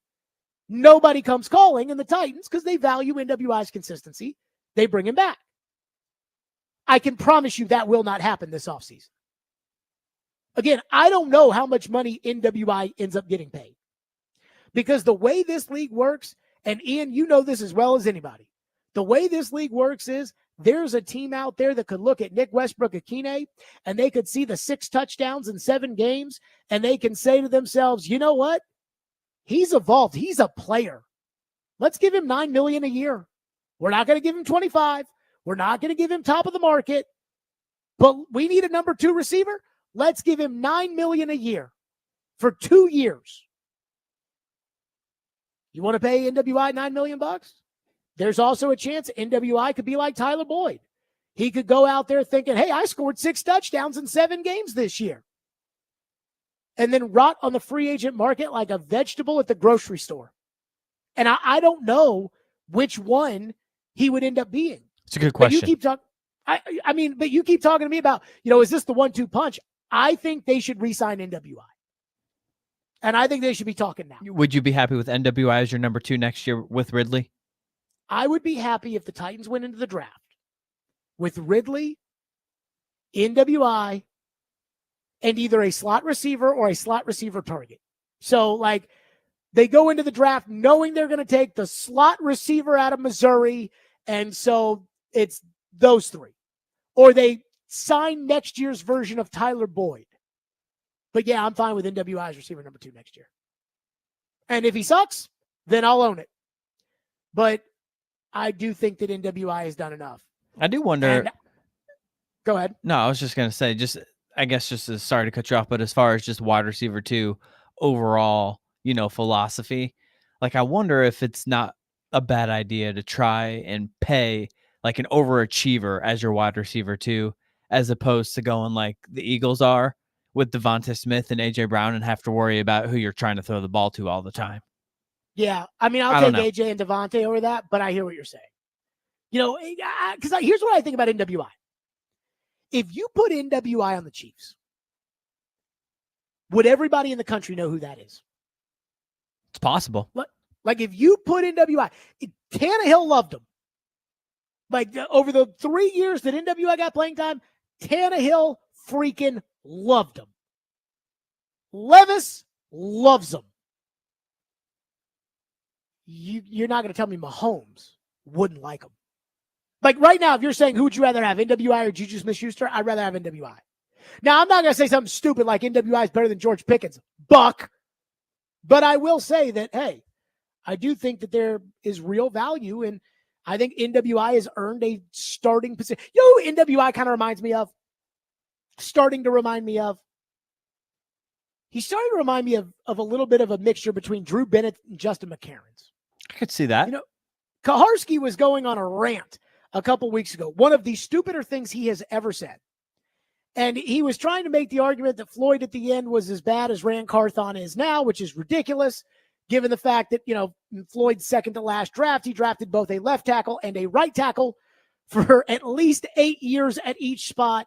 He drafted the Rookie of the Year and a 2-time Pro Bowler at quarterback with his last first-round pick. He drafted an All-Pro in the 7th round of his last draft.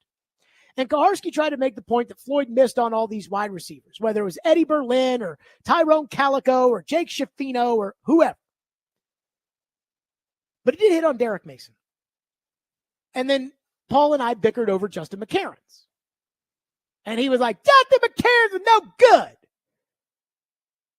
And I'm like, Steve McNair won the MVP throwing the ball to Derek Mason, Justin McCarons, and Drew Bennett. So, yeah, did Floyd miss on Tyrone Calico? Yeah. But again, it's not like he couldn't find a receiver because Derek is a Hall of Fame nominated player. And again, I thought McCarron's was good. And I thought Bennett was good. And they must have been okay if Steve McNair won the MVP with him throwing them the ball. And that's what I see in NWI. That kind of Bennett McCarron's type player. That's what I see. And again, I was okay with starting Drew Bennett and McCarron's at wide receiver in 2003, and I'm okay with starting NWI in 2025. 615-737-1025, which is our phone number, 615-737-1025. Got a quick thought on last night. Boy, we got a game last night. We'll do it next. Stillman and Company, 1025 The Game, and be sure to tune into our college football game of the week on 94.9 The Fan this Saturday at 6 o'clock as Oklahoma, big win for them, by the way, will take on LSU, presented by Twin Peaks. Take your tailgate to Twin Peaks, home of 29-degree drafts and wall-to-wall sports.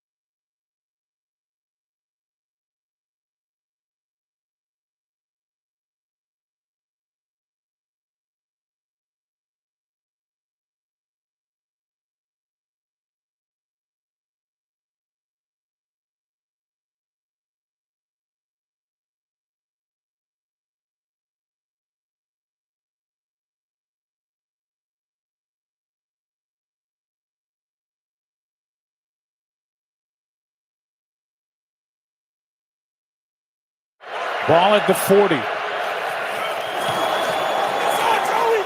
Good protection, aired out. Bateman downfield, and he has got it for the touchdown. You saw the flag. That call is against the Chargers, and this touchdown will stand. By the way, that was a hell of a catch last night by Rashad Bateman. That was a hell of a catch. It was a tough Monday night football game last night in the Stillman Hislop household, Ian. Oh, what happened now? We had Derrick Henry. Good game. Oh, fantasy. Okay. They had Mark Andrews. I think he caught a touchdown, right? Derrick's touchdown that got taken off the board by the illegal formation plus Andrews' touchdown that scored cost us the fantasy game. Yep. That sounds about right. Now, let me say this. That was a game last night on Monday Night Football.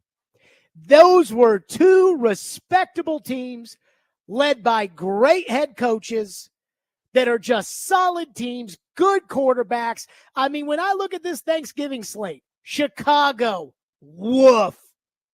Detroit, very, very good. Dallas, woof. I think there's a Miami in there, right? Oh, Miami, Green Bay. Isn't that a game I thought? That's okay. That's not a bad, but that's not as good as this game. No. This is a game. And we only get lucky with so many of those every year. You know, CBS, I thought it was overkill. CBS sent the crew out to Buffalo for the Buffalo-Kansas City game. Now, they got the ratings. But every week they hype up whatever is the second game of the doubleheader or Monday Night Football or whatever. They try to hype it up, and you know when it's a game and when it's not a game. I heard Aikman yesterday saying, boy, I'll tell you, Joe, I'm really excited to get out there to do next week's game, Denver and Cleveland. Ugh.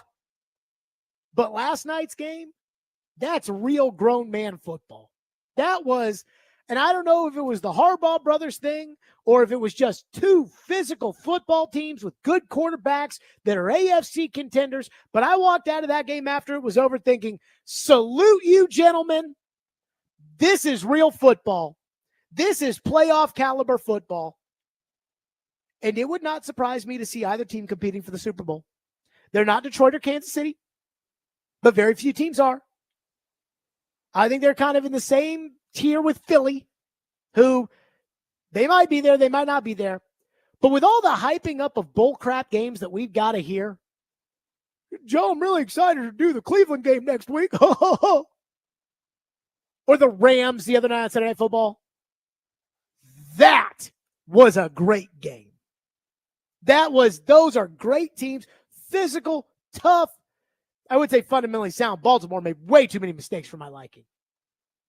But that's what I'm liking to see right there. 615-737-1025. So is Will Levis. This is the multi-million dollar question. Is Will Levis going to be one of those quarterbacks who got better? Steve Young, Troy Aikman, Drew Brees, Josh Allen. Levis? We'll get to it next. Stillman and Company, 102.5 The Game.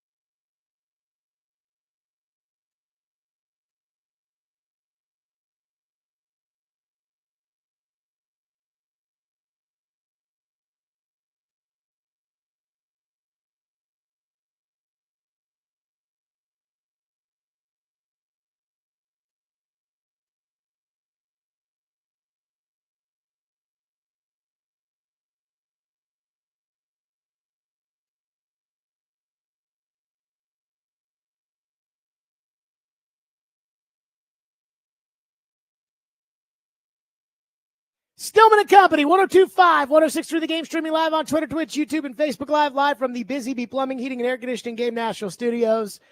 Ian, have you ever tried to calculate a rich person's net worth? I have not. No. It is hard. It is hard to figure out, when a rich person, and I'm not talking about, I'm talking about like actually rich people. Mm-hmm. But like, I'm talking about, you look at it, it's like, well, they got this investment over here, and then they got the 3 homes, and then they got this, and finally, as you keep doing it, you're like, my God, their net worth is somewhere around $8 million. How much money do they actually have? 300,000? Yes. Well, I shouldn't say that. A rich person has more than that, but you know what I'm saying? Like, it's just the tentacles become unbelievable. So what I'm about to ask is a multi-million dollar question. And I don't even know exactly how many millions of dollars it's worth. But the question is this. We have seen improvement over the last 3 weeks in Will Levis, even though I was apparently the only one, me and Kevin Dyson of all people. We were the only people that actually saw the improvement in the Charger game, and now everybody's just lumping the Charger game in with the other two, saying it's a great 3-game stretch. But I think we can all agree. We are seeing an improvement when it comes to the young quarterback. So the question is now, the multi-million dollar question, is Will Levis going to be one of those quarterbacks who got better? You know what I'm talking about? Not, well, he was a total Scarbini and now he's just is kind of a backup, so hey, he's not rolling the ball on the ground to the other team. That's not what I'm talking about. Steve Young, terrible in Tampa Bay. Hall of Famer in San Francisco. Troy Aikman. People forget. Troy Aikman got benched in the playoffs in favor of Steve Berline. That would never happen in today's era. But he and Jimmy made up. And he and Jimmy won 2 Super Bowls, and he won a 3rd with Barry Switzer. Drew Brees.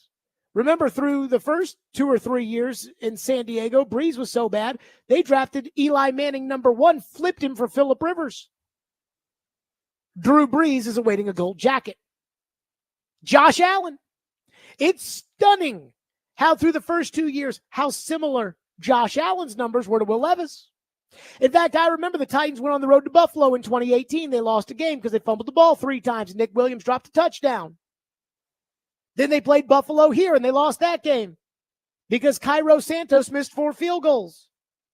But Josh Allen, very, very pedestrian. They played a playoff game at Houston. They lost it. And during the playoff game at Houston, all anybody could talk about was, how do they win this game with this great defense in spite of Josh Allen? Now the question is, when will Buffalo win their Super Bowl because of Josh Allen? And the list goes on and on. Terry Bradshaw, bench for Jefferson Street Joe Gilliam. Again, gold jacket. Roger Staubach. If you'll remember, there was a battle at quarterback in Dallas when he played in the NFC title game against the Washington then Redskins, and they lost.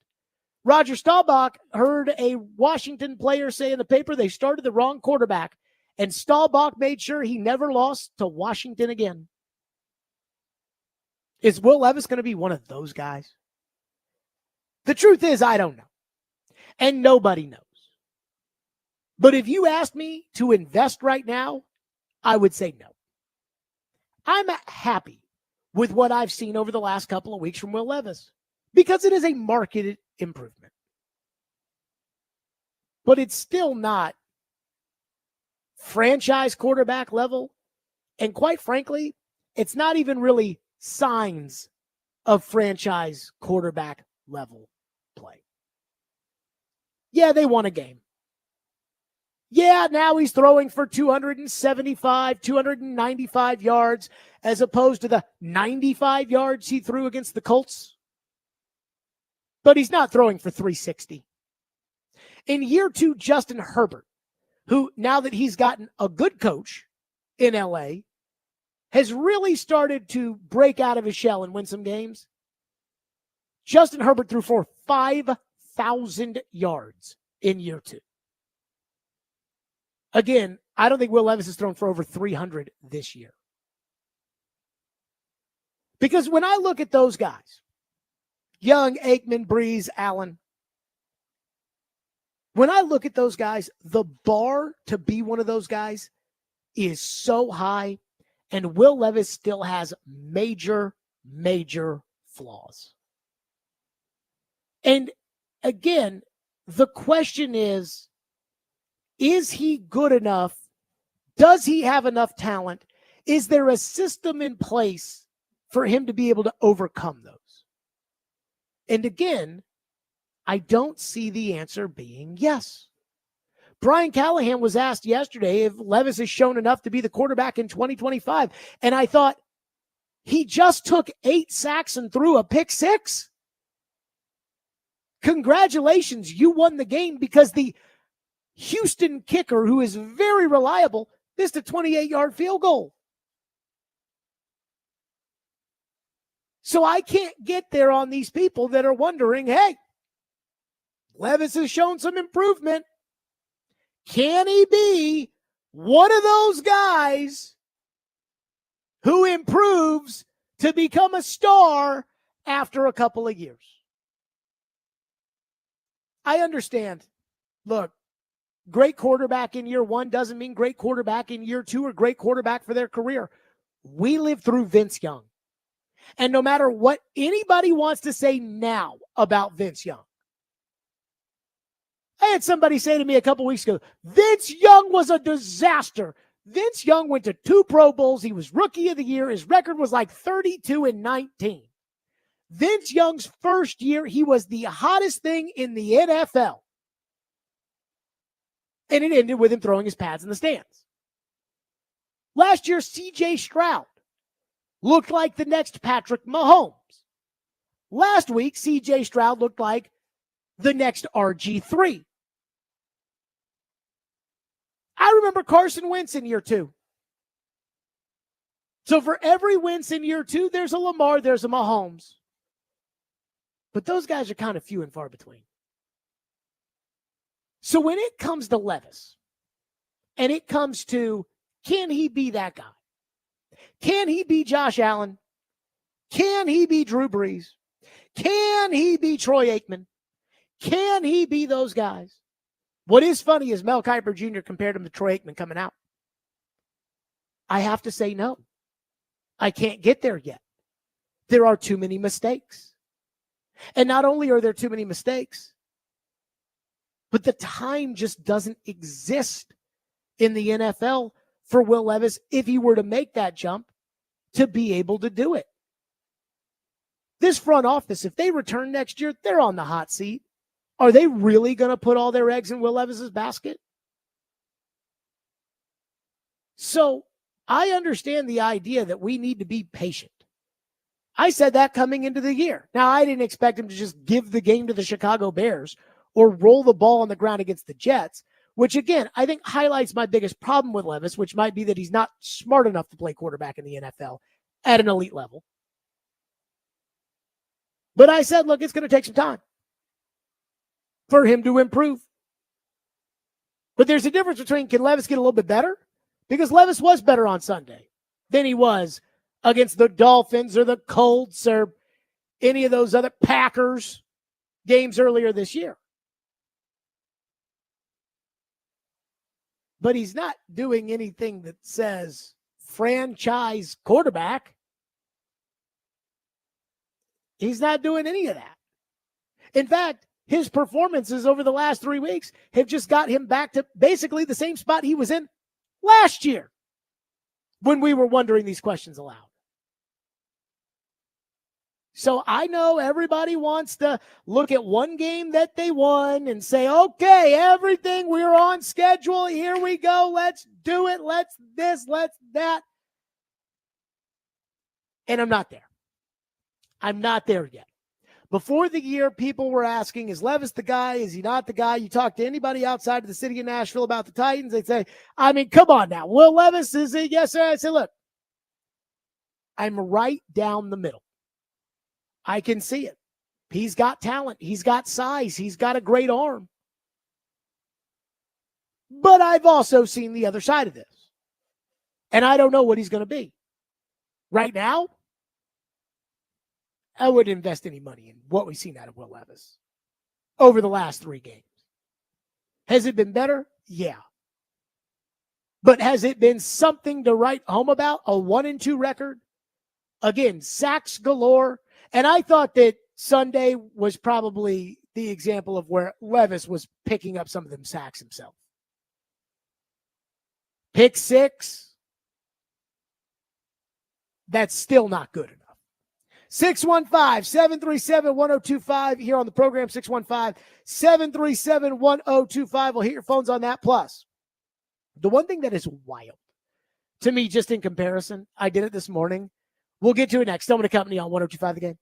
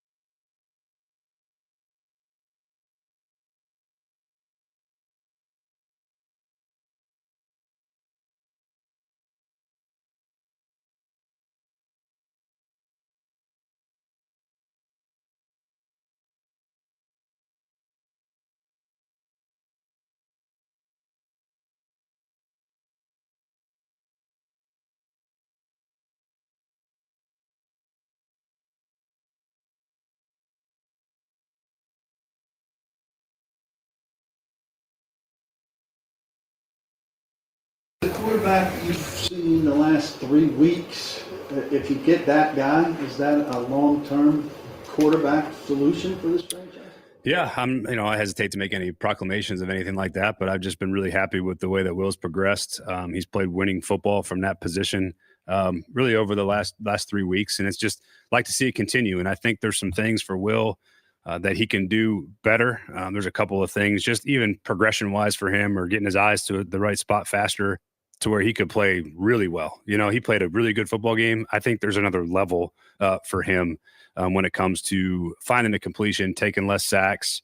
Some of those things were situational. I know one or two of them we were sort of in field goal range, and I was very kind of strictly instructed him to, make sure we're being smart with the football, and he's just trying to make sure we didn't take any major losses. So one or two of those, he just sort of runs up in the pocket. But yeah, I think everything that he's done, the progression he's shown, the growth that he's shown is really encouraging, and I like to keep it going. And I think there's still, again, another level that we can get to and unlock from him. So. Oh my God, he's lighting it up. Maybe. But again, he said he's played winning football. They're 1-2. And they won the game on Sunday. Again, Levis did his part, but in spite of a pick six. So it's hard for me to say winning football. And so today I was like, you know what? Let me just pull this up. Because again, this talk about Levis returning as the quarterback next year, or building off of Levis, there is also kind of another caveat, which is, well, what else is out there? What could they draft? Well, Jared, this isn't a good quarterback class. I know. They told me that about 2017, and Kansas City ended up with Mahomes. You didn't draft Mahomes. You could have drafted Mahomes. You drafted Corey Davis. And the reason you drafted Corey Davis is because you had your franchise quarterback in Mariota. So I said, how does Mariota's second year compare to that of Will Levis? Granted, Levis has played 8 games. Mariota's played 15, or played 15 that year. Mariota had a winning record, 8-7. Levis right now, 2-6. So Levis there's 6 games left. So the best he could do is 8-6. So I guess by my count, Ian, Levis has to win every single game the rest of the way in order for him to beat Mariota's record in year number 2. I guess that's right. Not sure that's very likely. Levis does have a better completion percentage, 67%. But again, the completion percentage is a stat that only Brian Callahan seems to care about. And ever since Brian Callahan stopped dinking and dunking, the Titans have actually started to produce down the field. So I actually am not a fan of the fact that Levis has a 67% completion percentage, which is better than Mariota at 61. Here's the other spot. Here's the other issues. Yards per attempt, Mariota 7.6, Levis 7.1. Yards per game, Mariota 228.4, Levis 180.9. Passing touchdowns, Mariota had 26 over 15 games. Levis has played half that. He has 10. That would double to be about 20. Mariota hasn't beat there. Interceptions, again, Levis played 8 games. Mariota played 15. 9 for Levis, 9 for Mariota. And Mariota had a higher quarterback rating and had 2 rushing touchdowns to boot. Levis doesn't have 1. It's not even a comparison. Mariota's second year and Levis's second year. Again, that doesn't mean just because Mariota fell off that Levis isn't going to improve and get a little bit better. But again, we keep talking about, is Levis showing us enough? And it's like, Levis isn't even showing us what Marcus showed us at that point. I will give Levis credit, though. The yards per attempt are weighed up over the last 3 weeks. Yards per attempt last week, 11.6. That's a step in the right direction. Phone line driven by WilsonCountyHunter.com. Let's go to Daniel, who's been waiting and is up next here on our program. Daniel, thank you for calling. Go ahead. Hey, thanks. I was talking to a friend of mine, Big Buck, and he was mentioning how logical you seem to be. And I was wondering, using logic, wouldn't it make sense to just give Levis another year? And as you said, the quarterback class is not that great, maybe next year, but build around him, get the offensive line set up, maybe with the first couple draft picks, draft what he does there. He's on a rookie contract. Why not just use him like Daniel, I'm going to put this him? back on you. I'm going to put this back on you. You're Rand Carthon, right? You're not. Let's say I don't know if I want to be Rand Carthon, but go ahead. Okay, but for this argument, you're Rand Carthon. You keep your job after this year. Are you on the hot seat next year? Yeah, probably. Maybe. Okay. So now let me ask you this. Would you build around Levis with your career? Because GMs don't get second chances. Would you build around Levis? Try to improve at wide receiver, offensive line, pass rusher. Would you try to do that with Levis at quarterback to keep your job? Or would you rather take a crack on Sanders or Ward, or even bring in a veteran like Sam Darnold, who doesn't cost you a draft pick, just costs you money, and then try to go from there? Well, but if you bring in somebody like Sam Darnold that doesn't cost you a draft pick, at least you have Sam Darnold and Will Levis, and you've built around both those players. You're not going to have Sam Darnold play like he's playing now with the offensive line that you have now and with the receivers that he has now. Well, I would agree, but again, I'm asking you, what would you, so you would sign a quarterback, or you would draft a quarterback and roll with it, or you would stay with Levis, try to improve around him, and try to keep your job? You know what? I think that Amy Strunk may be a little bit smarter than that, than just get rid of Rand Carthon just because. But you just said you're the GM. You're on the hot seat. Well, I don't know that he's going to really be on the hot seat. I think that hiring and firing a general manager in the NFL, Daniel, is like you wanted to talk logic, and I appreciate your call. You wanted to talk logic. I said to you, you're the GM. You say you keep your job this year. You enter next year on the hot seat, right? You said, yeah. Okay. Well, now, once you're on the hot seat, the question is, are you rolling with Levis, or are you not? Do you think Levis, with the kid out of LSU or the kid at Texas at right tackle, gives you a better shot to win games and a better shot to earn kind of the hope of the owner than Shedeur Sanders or Cam Ward? And if you're willing to say, I will risk my career on Will Levis, then we can have a discussion. But what you can't do is you can't say, well, yeah, I thought I'd be on the hot seat, but now that you've put this question in front of me, well, I don't think Amy Adams Strunk is stupid enough to. Amy Adams Strunk fired a general manager, won 61% of his games, only 7-5 in first place in the middle of the season on the work week on a Tuesday before the Jacksonville game. So again, we're talking logic. It is more likely that Amy Adams Strunk fires Rand Carthon at the end of this year than it is that Amy Adams Strunk brings them back and does not put them on the hot seat next year. Logically speaking, you don't get 3 years as a general manager, show no improvement with the same quarterback, and keep your job. That's just not how this league works. Trevor Maddich joins us next. What has Trevor seen out of Will Levis's improvement? We'll do it next. Stillman and Company, 102.5 The Game.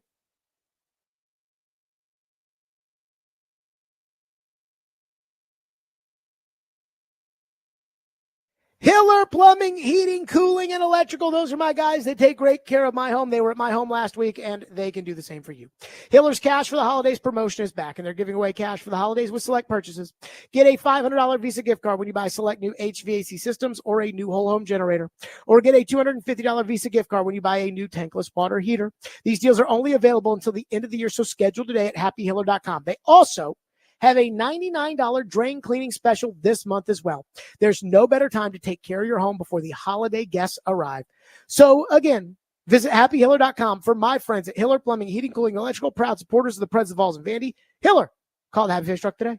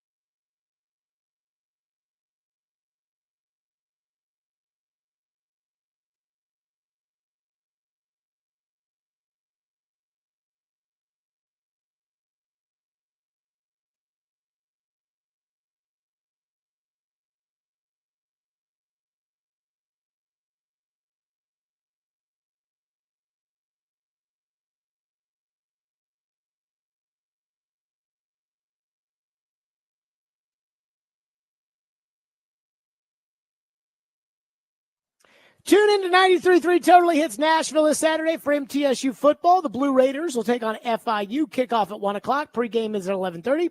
MTSU football coverage on 93.3 Totally Hits Nashville, presented by Sloan's Motorcycle and ATV. So the Titans win a game. Hallelujah. And we are joined now by ESPN's Trevor Maddich, presented by Houston Clinic Orthopedics, where experience matters. Trevor, we start here. What did you make of Will Levis's improvement again this week against the Texans? And do you believe that Will Levis is making a play to be the Titans starting quarterback beyond this year?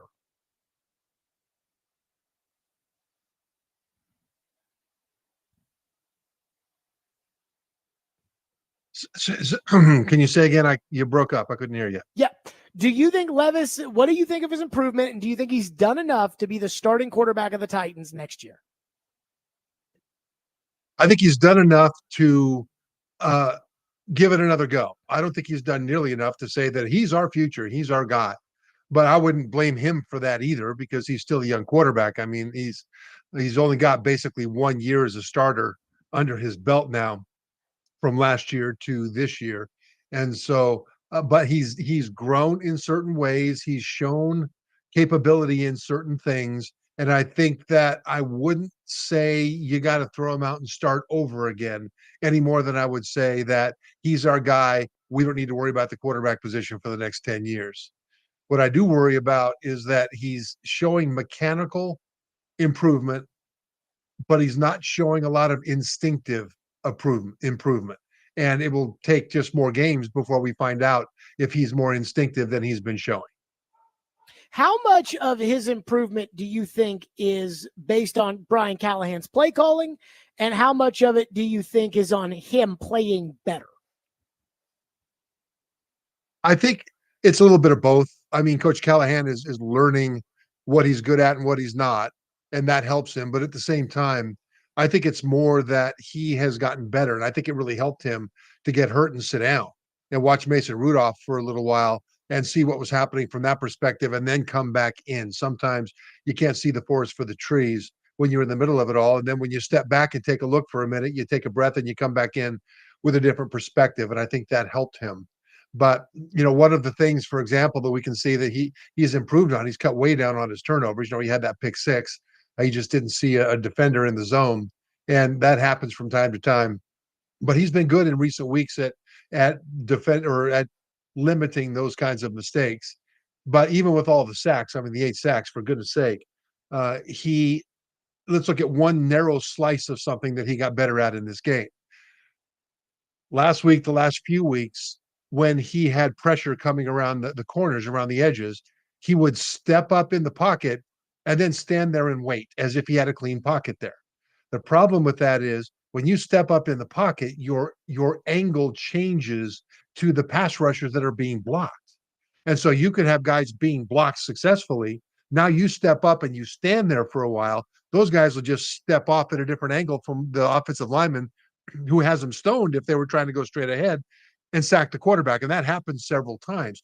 This time, when he would step up in the pocket, he would try to either throw it quickly or just run, just go. And he still got taken down and sacked a few times, a bunch of times actually, when he did that. But at least you didn't see him step up and stand there and get sacked. And so these are things that I'm talking about when I say mechanically he got a little better at that. And if he continues to make those mechanical improvements, he can get to the point to where he's not going to hurt you. And then he can help you to a degree to win games. To help you win games at the highest level, you've got to have that instinct to be able to just know what to do with the ball right now when things are breaking down and get it out fast. He doesn't have that yet. But little by little, he's getting better. Trevor Maddich with us, presented by Houston Clinic Orthopedics, when experience matters. Trevor, what did you make of the Titans as a whole? I have never seen a team win a game where they allow an 80-yard kickoff return, they turn the football over in plus territory, they throw a pick six late in the game, and they give up 8 sacks, and somehow the Titans did it. What do you make of it? Well, they did it, for one thing, with big plays. You had the 38-yard touchdown pass to Nick Westbrook-Akine. You had the 70-yarder, I think it was, to Chig Okonkwo late in the game. Short pass, long yards after catch, but it's still they were able to make a big play, and that really helped them. But here's the other thing that helped them: they made a lot of mistakes, but the Texans made a lot more mistakes. And if you can just not lose games, we've talked about this in the past, more games are lost than they are won. If you just play to where you're competitive with average NFL teams, you're going to win games because from time to time, good teams like the Texans are going to have meltdowns with big mistakes. I mean, they had a long touchdown pass late that was called back from a penalty. They had all kinds of things like this, the Texans did, that helped the Titans win rather than the Titans just going to take it. And the Titans' big plays on offense were enough to overcome the 8 sacks and to overcome the pick 6. So, they've got to clean that stuff up better and better, but they're in a position to where they're really close to being competitive with most NFL teams. And then winning the games that other teams give away as long as they don't hand it right back to them. Trevor, do you think that the Titans are actually, I'm not going to say in the playoff chase because the New York Times gives them a 2% chance of making it, but do you think the Titans can win enough games the rest of the year in order to give fans hope that they actually have a foundation to build on entering next year, as opposed to what looked like, kind of a tear it all down, start over at the end of the year? Yeah, I think they have a chance. Washington has just lost 3 games in a row. Jacksonville is really struggling. Cincinnati, not that great either. The Colts are struggling. Then they have Jacksonville again. Then they've got Houston at home. And so they've got a chance to turn the season around, if not from a standpoint of making the playoffs, then from a standpoint of changing the perception of this team. Because right now, the perception of the team, certainly before the Houston game, let's put it that way, when they had lost, 5 out of 6 games, the perception was they couldn't get out of their own way, they couldn't win a game, and they couldn't even be competitive. And there was some truth to that, but really it was more that it looked worse than it was. And if not for 2 or 3 correctable mistakes, they could have won many, if not most, of those games that they lost. And so with the schedule coming up, with Levis being better at protecting the ball, if they can do one more thing, just one more thing, and that is to somehow figure out how to not give up so darn many sacks, then this team should be competitive in every game that they play for the rest of the season. And there's 6 of them to go. And so that's the thing. But trying to figure out how to not give up those sacks, that's going to be tough, because you look at the ways that they gave up the 8 sacks against Houston, you didn't see much hope that there was anything they could hang their hat on. Trevor, how much of the sacks are Levis's fault? How much of the sacks are the line's fault? It was a combination, but I would say more of the line. I think when things started to break down on Levis, he defaulted to protecting the ball. He defaulted to not trying to make a throw with the defenders, the pass rushers collapsing around him and maybe hitting his arm as he threw, or something that would lead to a big mistake. And I would rather a young quarterback err on the side of protecting the ball than err on the side of trying to make a play. But there were just so many times that offensive lineman that we think we can trust just got beat. I mean, J.C. Latham at left tackle got beat around the corner cleanly a few times. There were times when both tackles got beat, when both of them had help from H-backs, tight ends, chipping for them, and they both got beat, and they were a sack anyway. And so the sacks came from every different direction. Nicholas Petit-Frere had an awful game. I mean, he was soft. Latham was soft. It was just terrible. Matter of fact, the only guy that I really liked in this game was center Daniel Brunskill. I thought he was the least awful offensive lineman of the day. But when it comes to those sacks, how do you fix it? Because there was one of them, I think it might have been the 8th sack. I wrote it down. Let me see what it says here. Anyway, one of the sacks, yes, there were 2 guys helping each tackle. Tight ends on both sides helping the tackle.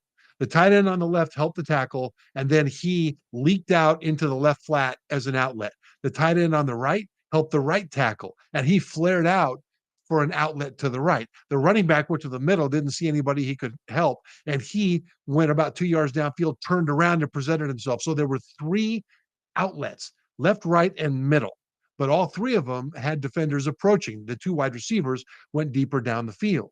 And when that happened, you've got two situations happening. One is those two tackles didn't hold their blocks long enough after the help left. And number two, when that pocket started to collapse, the options that Levis had, he could have hit any one of those guys and at least given them a chance to make somebody miss and then take off and run. But he didn't throw it to anybody. He just ate the sack. So the offensive line failed, the quarterback failed, and the play caller, the play designer, Brian Callahan, the head coach, gave him three options that he was not able to find before everything finally did collapse. So when you look about the utter systemic failure of that particular sack, it shows you all kinds of things that they need to get better at so that they don't have so darn many.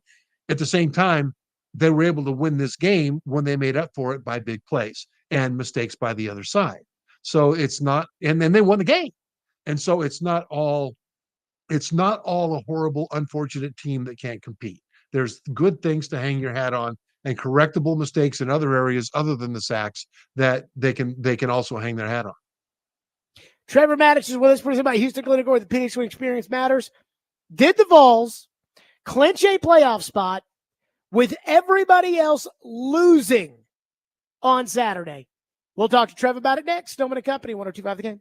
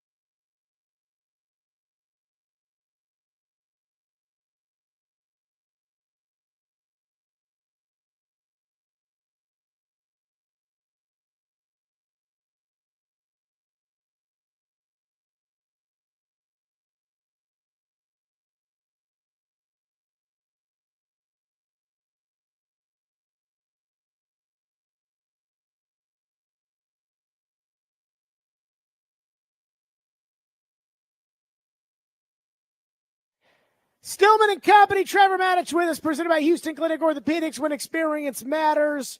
Trevor Maddich, the college football playoff rankings come out tonight. I think that they're totally phony. I think that those rankings exist for people like you, Trev. I think that it's part of the ESPN college football playoff deal, which is give us the ranking show every week. So on Wednesday and Thursday and Fridays during the college football season, we can have our Trevor Maddiches and Greg McElroys debate over where the committee put BYU. That's my theory. But that being said, with BYU losing this week, sorry, Trev, with Colorado losing this week, though they probably weren't much of a threat to the Vols, with Indiana losing this week, with Alabama losing this week, with A&M losing, did Tennessee, assuming they beat Vandy, did Tennessee clinch a playoff spot by default on Saturday? They absolutely did. Absolutely did. And as long as they beat Vandy. And the reason is that when you look at the teams ahead of them for the top four seeds will be the top four highest ranked conference champions. Right now, the Big Ten champion will end up ranked up there. They're already there. SEC champion, right now it's represented by Texas because they're ranked number 3 right now. We'll see what they're ranked tonight. But that's 2 conferences.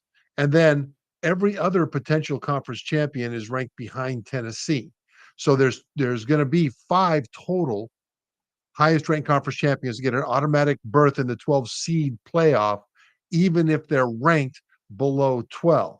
And so if Tennessee had stayed at 11, which is where they were last week, they could get bounced out of there by a team that's behind them that could move up ahead potentially, especially the Big 12 champion that could jump up ahead of them. But because the AP now has them at 7, and I expect that the committee ranking will be pretty similar, there's not enough potential conference champions behind them that will jump ahead of them in the seeding and bounce them out. And so I think as long as they beat Vandy, they are absolutely safe. And they can thank Alabama for losing.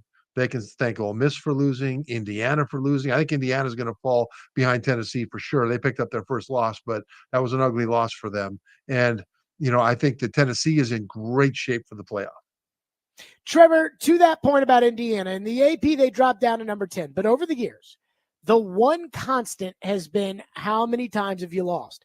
Indiana's not going to lose another game. They're not going to go to the Big Ten championship. I thought Indiana had a chance to show a little something on Saturday. They did not. Is there a chance that an Indiana or an SMU or somebody like that could still be ahead of Tennessee just based upon the fact Tennessee has 2 losses and they have 1, even though they haven't beaten anybody? I don't think so, but we don't know fully yet what the committee really fully values. Do they value good losses? Do they value losses versus quality wins? If you lost a game that's bad, if you have quality wins, does that overcome that? These are things that we're not quite sure about. Notre Dame has the worst loss in the country to NIU at home earlier in the season, but they were ranked number 5 in the last poll by the last ranking by the College Football Playoff Committee. Tennessee, even though they've got losses to Arkansas and Georgia, that Arkansas loss, the committee will look at it as a bad loss. They still have that big win over Alabama. And that's a big deal. It should be a big deal to the committee. And that's where they would have an edge over a team like Indiana. Because Indiana basically blistered everybody they played except for Michigan, which they barely beat, and then Ohio State, which crushed them on offense and defense and special teams. So will the committee say, yeah, they didn't beat anybody that's currently ranked. They beat up on everybody that they played that were mid-tier teams, and they got crushed by an elite team. But because they've only got 1 loss, do we keep them up ahead of a 2-loss Tennessee? And I don't see them doing that because they're supposed to find the best teams. That's what they're supposed to do. And right now, the best win is what I think they will give Tennessee credit for. And I think they will have them above Indiana. But then again, they should also have them above Penn State for that same reason. I don't worry about the committee, the loss to Ohio State.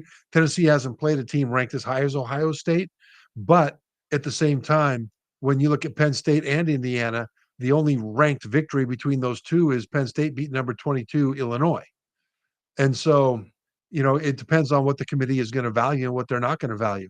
Either way, I don't think based on because of the teams that lost ahead of Tennessee, and because I don't think they're going to get jumped by people behind them, I think Tennessee is in a very safe place as far as getting in. Now, what they do once they get there is a different question.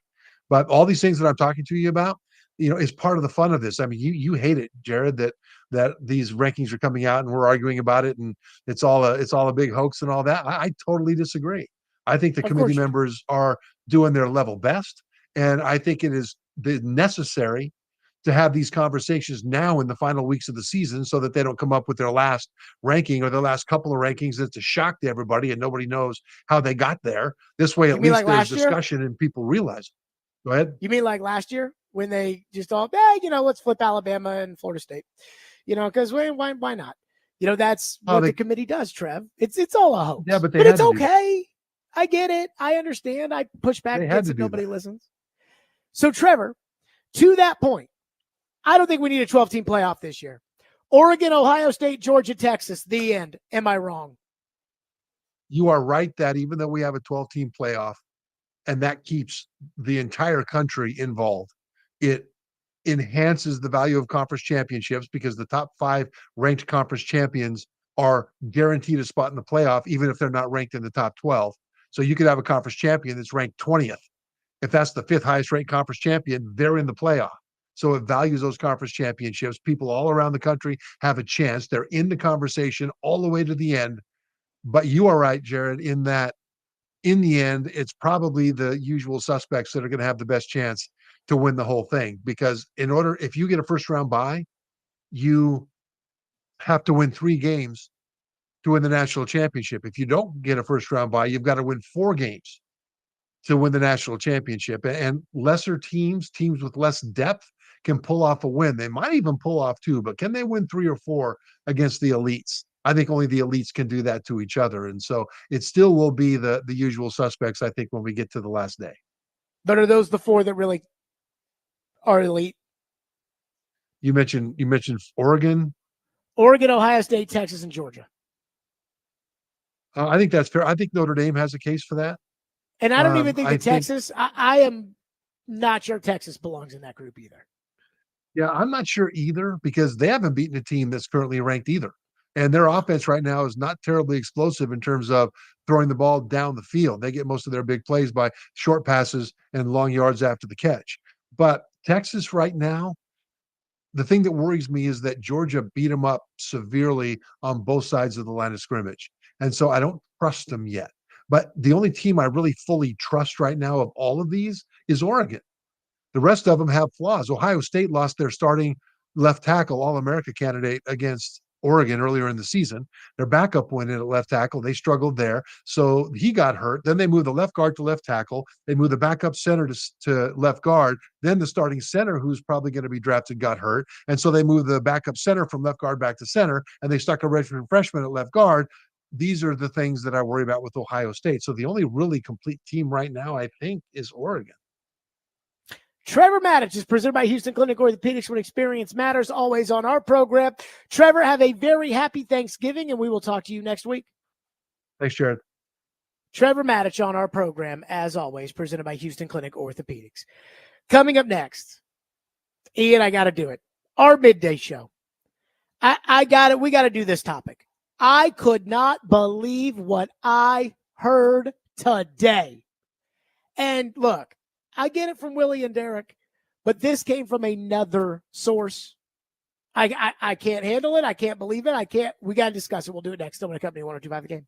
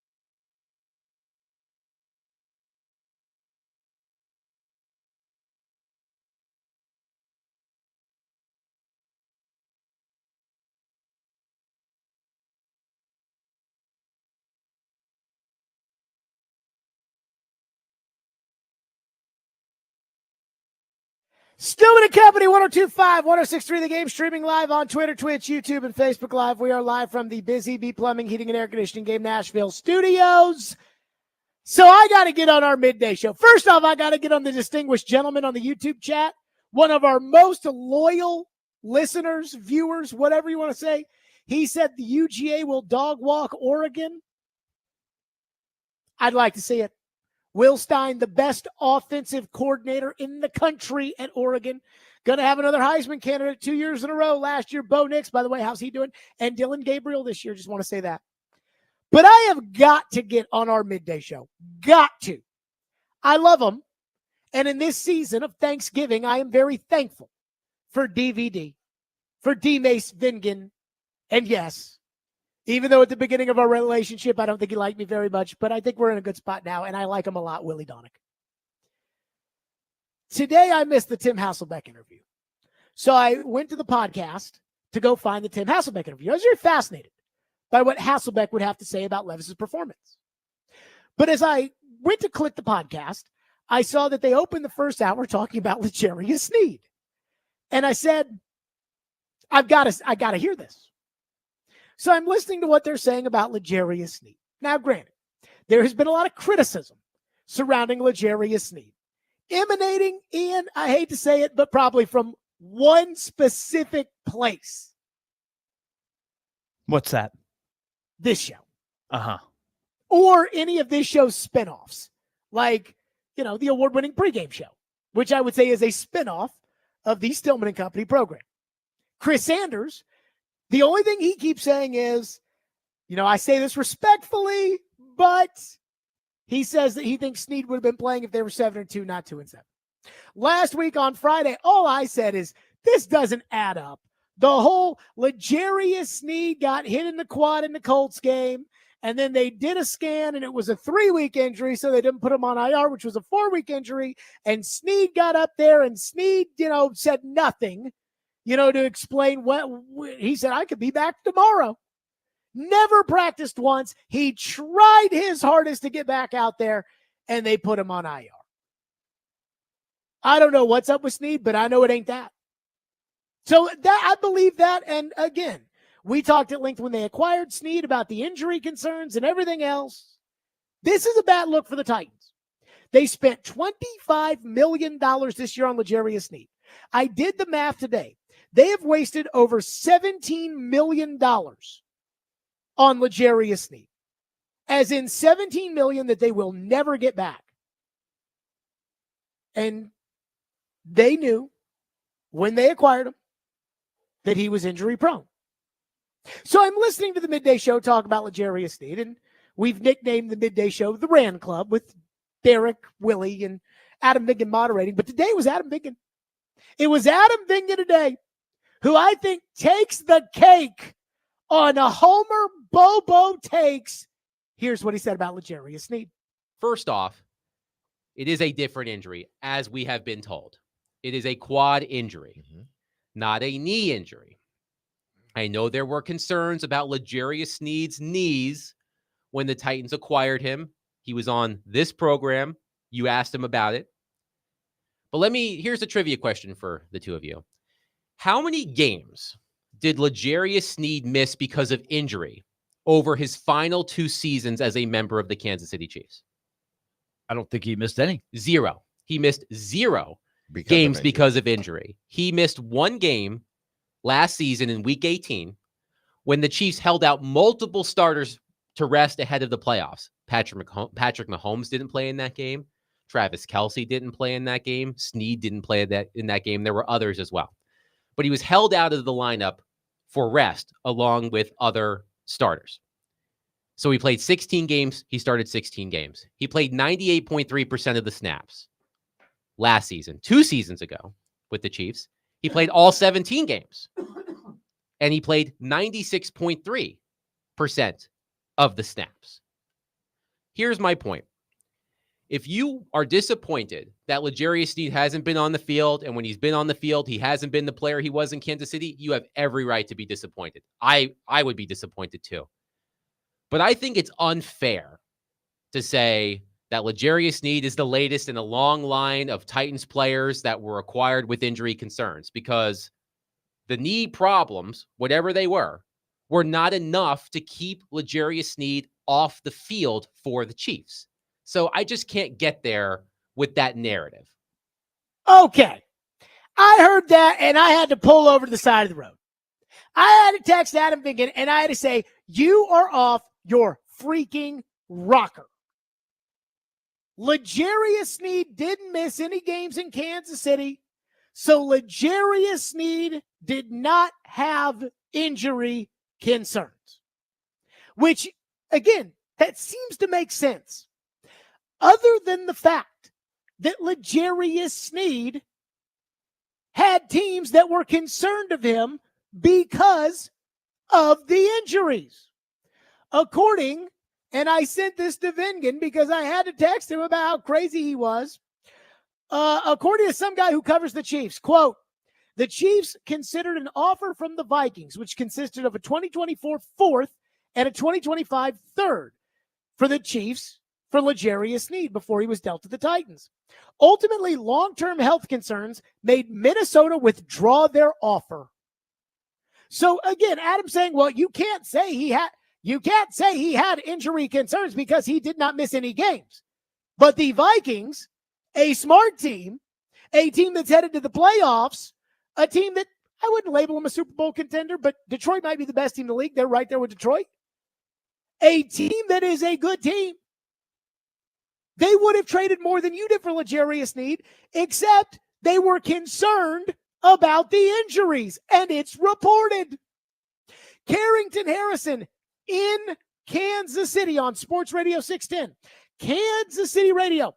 Before L'Jarius Sneed was traded to the Titans, when they were haggling about the dollar amount, Carrington Harrison in Kansas City at the time said this. If we've got it. And I will say that I didn't maybe know this and didn't view it through this lens really until this weekend when I started talking to people. His knee is a far bigger issue than people know that it is. Far bigger issue than people think.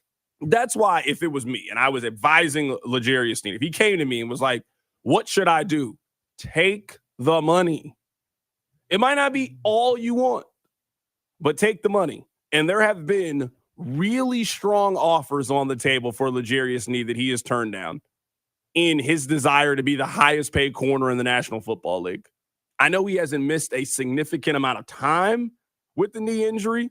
His knees are in worse shape than you think they are. They're like, oh, no, it's not that bad. It's bad. Oh, so again, Adam says you cannot say this was a long list of players with injury Kansas concerns City was ready to sign him. They know about it. Yeah, they said they were ready to sign him. Well, he said they made a very generous offer, multiple generous offers. Again, Kansas City, they used the franchise tag on L'Jarius Sneed. Kansas City then signed Chris Jones to an extension, and as soon as they signed Chris Jones to an extension, Sneed was on the trade block. And there was no coming back. So well, he reported that they made offers and good offers. So they were willing to put up some money. Here's how I know Sneed wasn't coming back to the Chiefs. Because the Chiefs told everybody, well, we'll just keep him and play on the tag. The day before they trade him to the Titans. When somebody says, oh, we'll just keep him, play on the tag, that means they ain't keeping him, play on the tag. Well, they offered him some deals, so they were willing According to who? According to Carrington Harrison. Did it say that Kansas City was offering those deals? Yeah.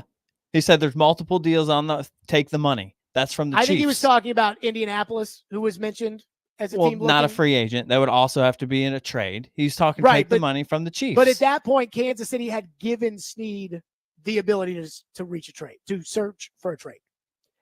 And Indy and Tennessee and Minnesota were the three teams that were mentioned. Well, it sounded like to me it was from the Chiefs. Well, but remember, because TD said that the money wasn't right. And that what led to them getting the deal done was Sneed dropped the price. So once Kansas City signed Chris Jones, Kansas City went to Sneed and said, you can search out a trade. And that's when he started talking. And again, Carrington Harrison was saying, take the money from the Titans. Or take the Chiefs. The money. Again, the Chiefs weren't offering any money. The only way he could have gotten money out of the Chiefs is if he signed the tender that day and said, I am not going to, I'm going to sign the tender today and you have to pay it and I will not sign anywhere else. That's the only way that he could have gotten Kansas City to give him any money. Kansas City was never going to keep L'Jarius Sneed. So again, Kansas City thought they were getting a first-round pick in this year's draft for L'Jarius Sneed, not a third-round pick in next year's draft for L'Jarius Sneed. Because the player L'Jarius Sneed, injuries aside, is worth a low first-round pick. But there were no takers because of the injury. Now look, what people will argue is that the quad is not the knee. And that's true. Boy, that's convenient.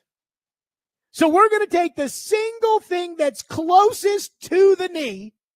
We're going to say that's Could be the injury. calf. Could be a calf. Could be a hamstring. I don't think that the hamstring is as close to the knee as the quad. I'm looking at my quad right now. Just as close. The shin okay. is the only thing that I would calf. argue is as close. Yeah, calf is right there. But again, there is no shin muscle. It's a bone. You're right. So there is no. So what do?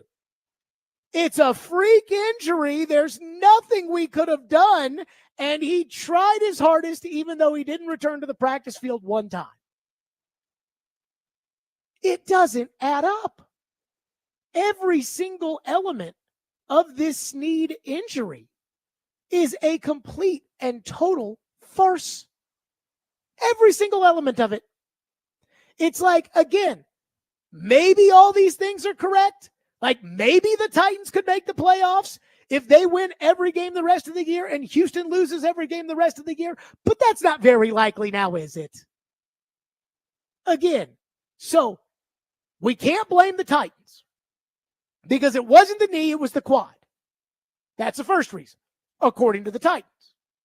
We can't blame the Titans because originally when they did their scan, it was a 3-week injury, according to Brian Callahan, and IR is 4 weeks. So, again, can't blame them. We can't blame the Titans for not knowing this would happen because it was a freak injury. It was a freak helmet to the quad, and it was a... L'Jarius Sneed said 2 weeks ago he could be back any day. Might be tomorrow. And I heard Willie say today, he was like, if L'Jarius Sneed was crying about it, like, guys, I'm trying my hardest to get back and I just can't. Would people have believed it more than L'Jarius Sneed pleading the fifth? And I hate to say it to you right now, but yes, it would have seemed more genuine than L'Jarius Sneed getting in front of the press and acting like Marshawn Lynch about his super secret quad injury that now just happens to check every single box. That means you cannot blame the Titans. And then Adam Vingan, of all people, a reporter's reporter, to sit there and just pump the company Kool-Aid about, well, he's not injury. You cannot say he had injury concerns when there is a report of a team pulling a better offer than yours because of the injury. There is a report from a Kansas City host saying it's that bad. I mean, what are we doing here? He didn't miss any games. He's playing. Yeah, I know. That was his excuse, remember? Hey, Titan fans, you have nothing to worry about. Go watch the tape. Again, we're not worried about what L'Jarius Sneed did. We're worried about what L'Jarius Sneed would do. There's a big difference. And again, I go back to Vingan. Well, it's not the same as Farley in the back injury. It's not the same as Farley in the bacchiotomy. No, that was bad. That was bad. But again, what's the old saying? Dumb guys stay dumb. Fat guys stay fat. And injured guys stay injured. The reason Sneed didn't go for a first-round pick in this year's draft is because teams were scared off.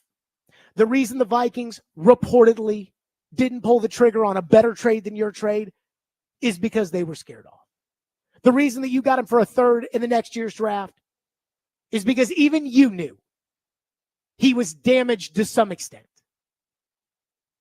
Now, again, maybe this super specific, can't blame the Titans because every single element of this quad injury is outside of their purview. There's no way they could have known because they're so smart. Maybe that's the case. Again, Tom Brady, not an injury-prone player, tore his ACL. It happens. But to say there weren't injury concerns with L'Jarius Sneed and that L'Jarius Sneed wasn't another Titan who had injury concerns and is now out for the year is simply not true. And Adam knows better than that. He knows better than that. He knows there were injury concerns. 615-737-1025, Stillman and Company, 1025 The Game.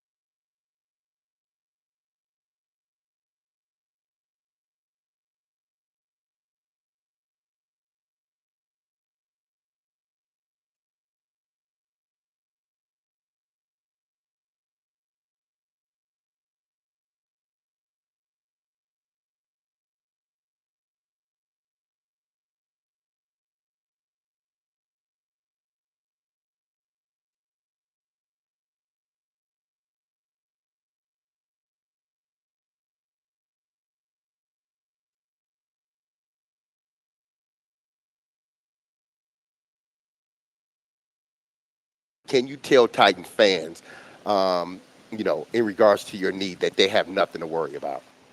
Titans fans, I'm here to tell you that you don't have anything to worry about from the Jerry Sneed knee. The Jerry Sneed is going to go out there every practice, every game, and give you my all. Go back and watch the film. I gave everybody my all, no matter what my knee, because the condition that my knee was in. My knee is in great position. I know what to do to maintain my knee, or whatever I need to do. I got this end of my part. I'm just going out here and play ball. Just give Tennessee Titans fans and this organization all of me. So the knee is not a problem. Okay. So they can stop worrying about that. That was L'Jarius Sneed when he got signed, saying nothing to worry about the knees. And maybe they're right. Maybe it is the quad. They got hit by a helmet and then happened to be a bruise and a strain. Brian Callahan said they did him, but only 3 weeks. That's why they didn't put him on IR. He did everything he could to get back in the lineup. Had that half-assed interview where he answered no questions, honestly, or at least didn't feel genuine. And he tried his hardest, but he just couldn't make it. Can't blame anybody. Shucks. The way it works. Ian, I think we've got Willie Donick upset. Oh, yeah? By the way, I do want to mention, I know a lot of people probably tuned in at 5 for Barry Trotz. Barry Trotz tomorrow at Bridgestone Arena will join us. Willie texted me and you, Ian, Sneed doesn't currently have a knee injury. Why is this a topic? True. Ridiculous, argumentative, and purely speculative. Willie, it's Sports Talk Radio. That's what we do. Unprofessional to speculate that a helmet to the quad has any relation to the knee. Are you a doctor and I didn't realize it? Dr. Stillman? I am a doctor of detecting bullcrap when I see it. And when it comes to L'Jarius Sneed's injury, this idea that it was a helmet to the quad and a quad strain, and Sneed did everything he could, and they didn't put him on IR because it was only a 3-week injury, and he never got back out on the practice field to test it, and he tried his darndest in spite of that Marshawn Lynch level, I'm just here so I don't get fined interview, is a 10 out of 10 on the bullcrap-o-meter. If Chad Brinker has an AI model that detects cancer that can find whether or not players will be injured, I have a bullcrap detector. And boy, mine lit up the same amount with the L'Jarius Sneed stuff as much as it did when Chad Brinker told us about his model. I don't buy any of this. And again, I'm not telling you it is the knee, but boy, it's convenient, isn't it? I mean, come on. So is it the quad or the knee? What do I think? Yeah. Are you saying they're lying? The quad bone connected to the knee bone. The quad's not a bone. Convenient is what I think it is.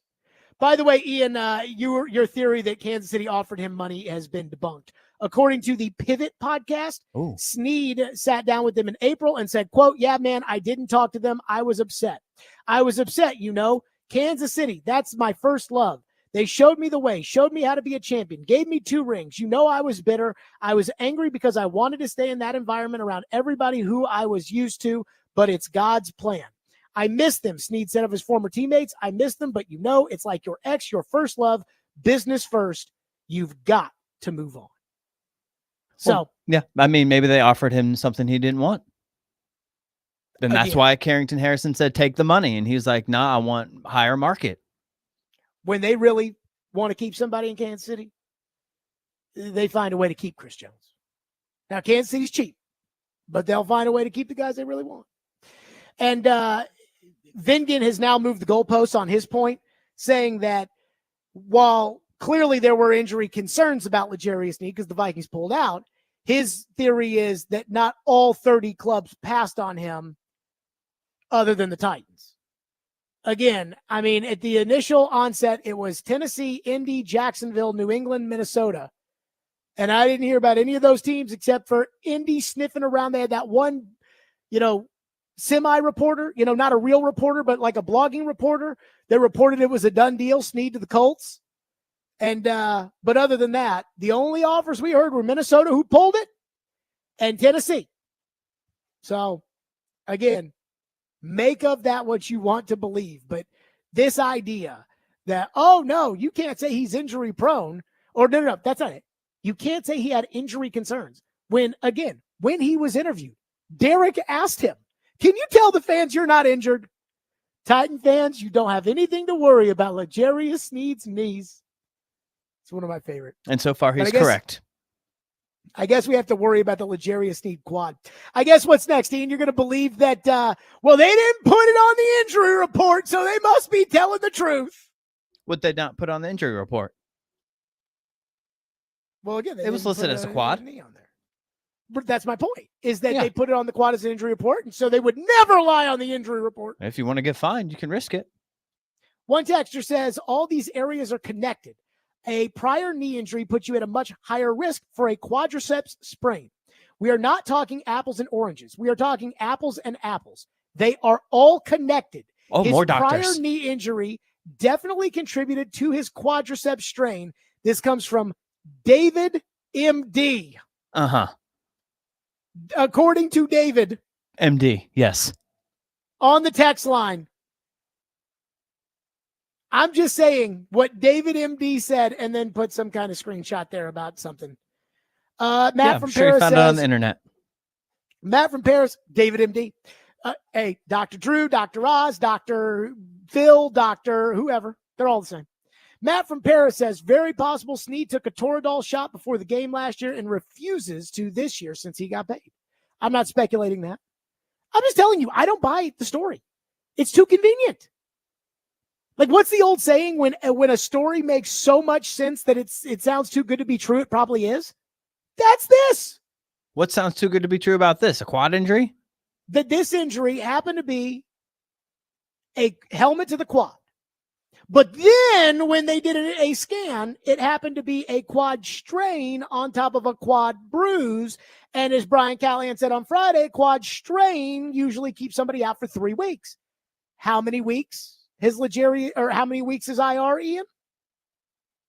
Minimum 4 games. Oh, so again, our analysis was 3-week injury. Well, we're not going to put him on IR because it's a 4-week injury. Then after missing 5 weeks, it just wasn't getting any better. Even though during week 4, he told us he could be back any day now. And he never practiced one time. But we can't be mad because it was a helmet to the quad. There's no way Chad Brinker's model could have seen that coming. We can't be mad because it's the quad, which is connected to the knee. But we can't blame the knee. It's too good to be true.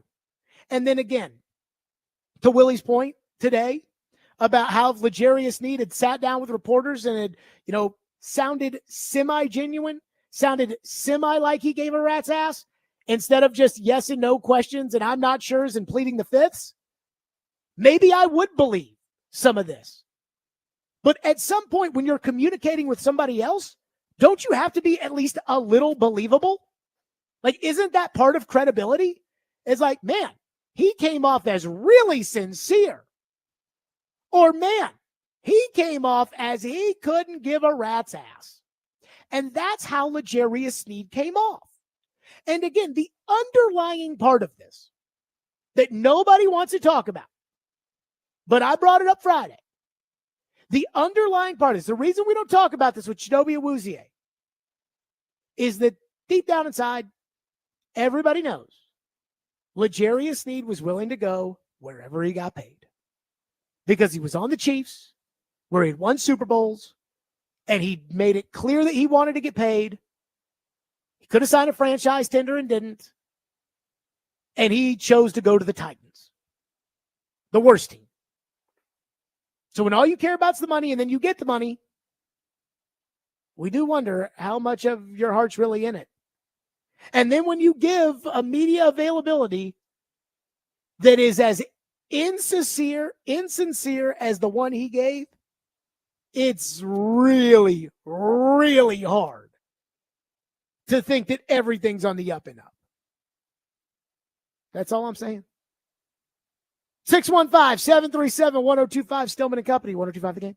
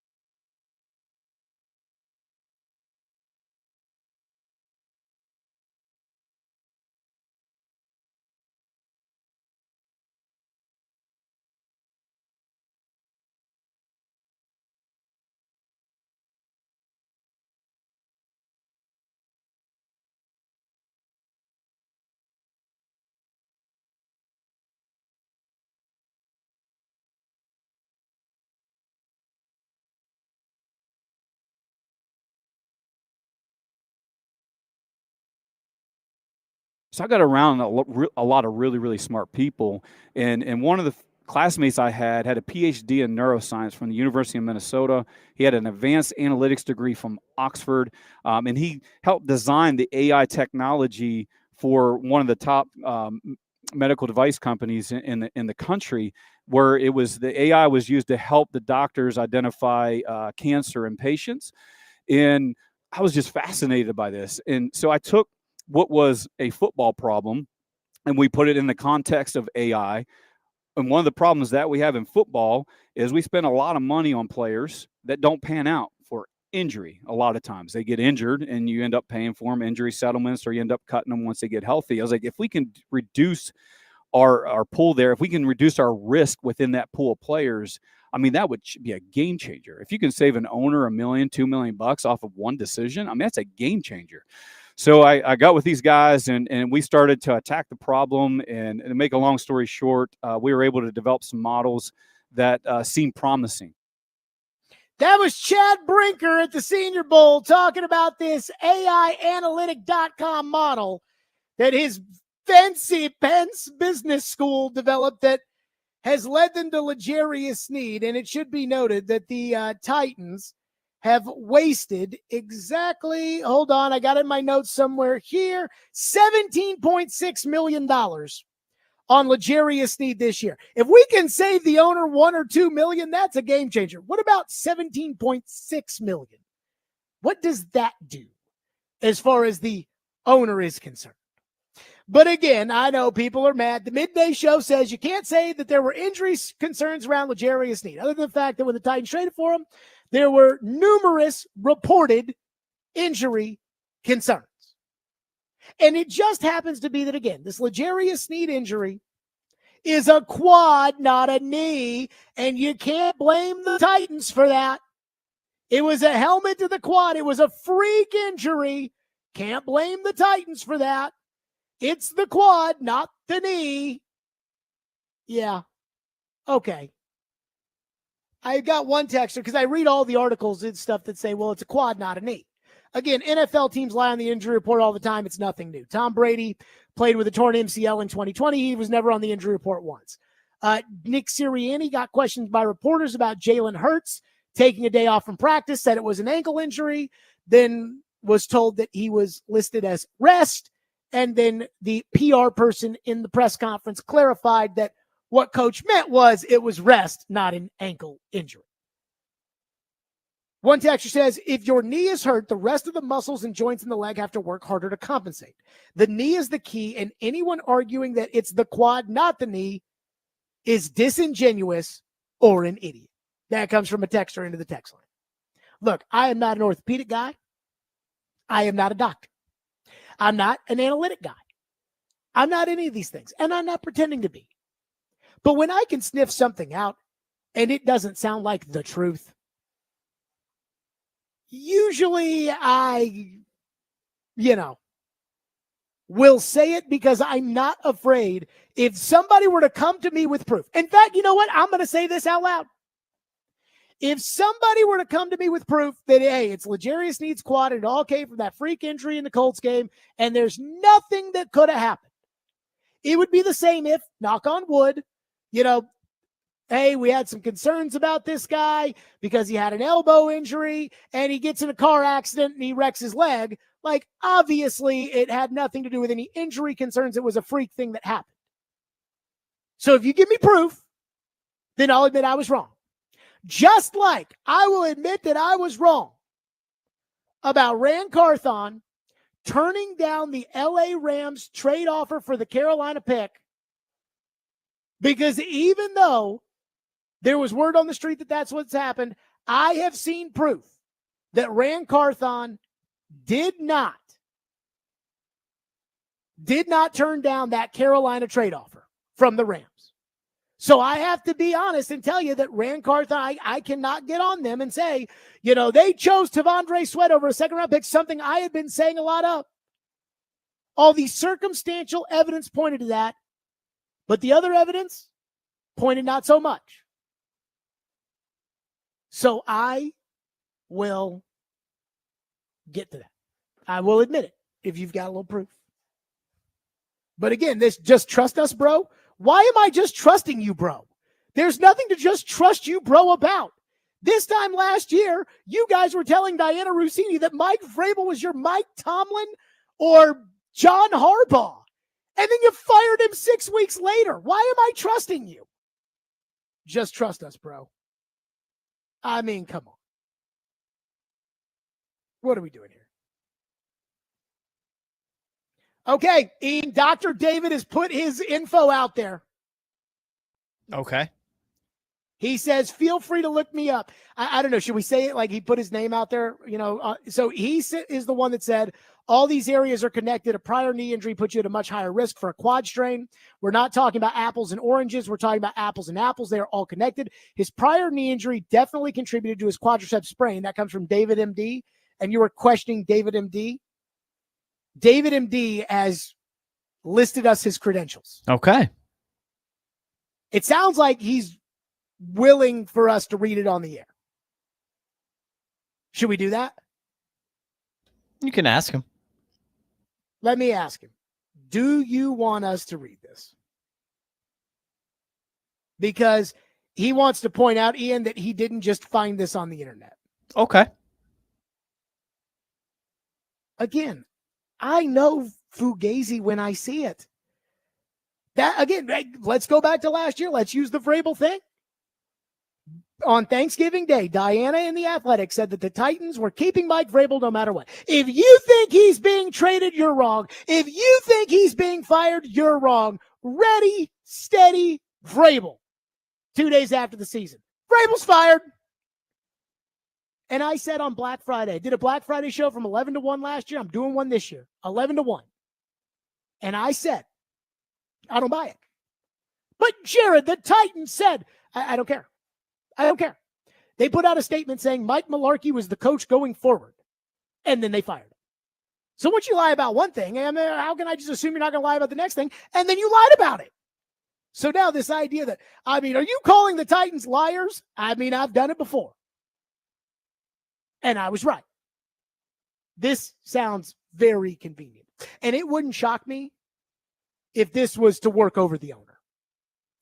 Because, again, the owner hears the chatter, and she knows there were all these questions about Snead, even though Adam Vingan wants to say that he wasn't an injury concern. He absolutely was an injury concern.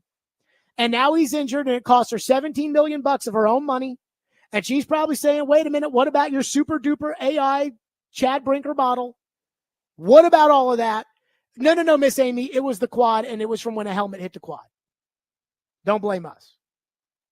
Wouldn't surprise me at all. 615-737-1025, Stillman and Company, 1025 The Game.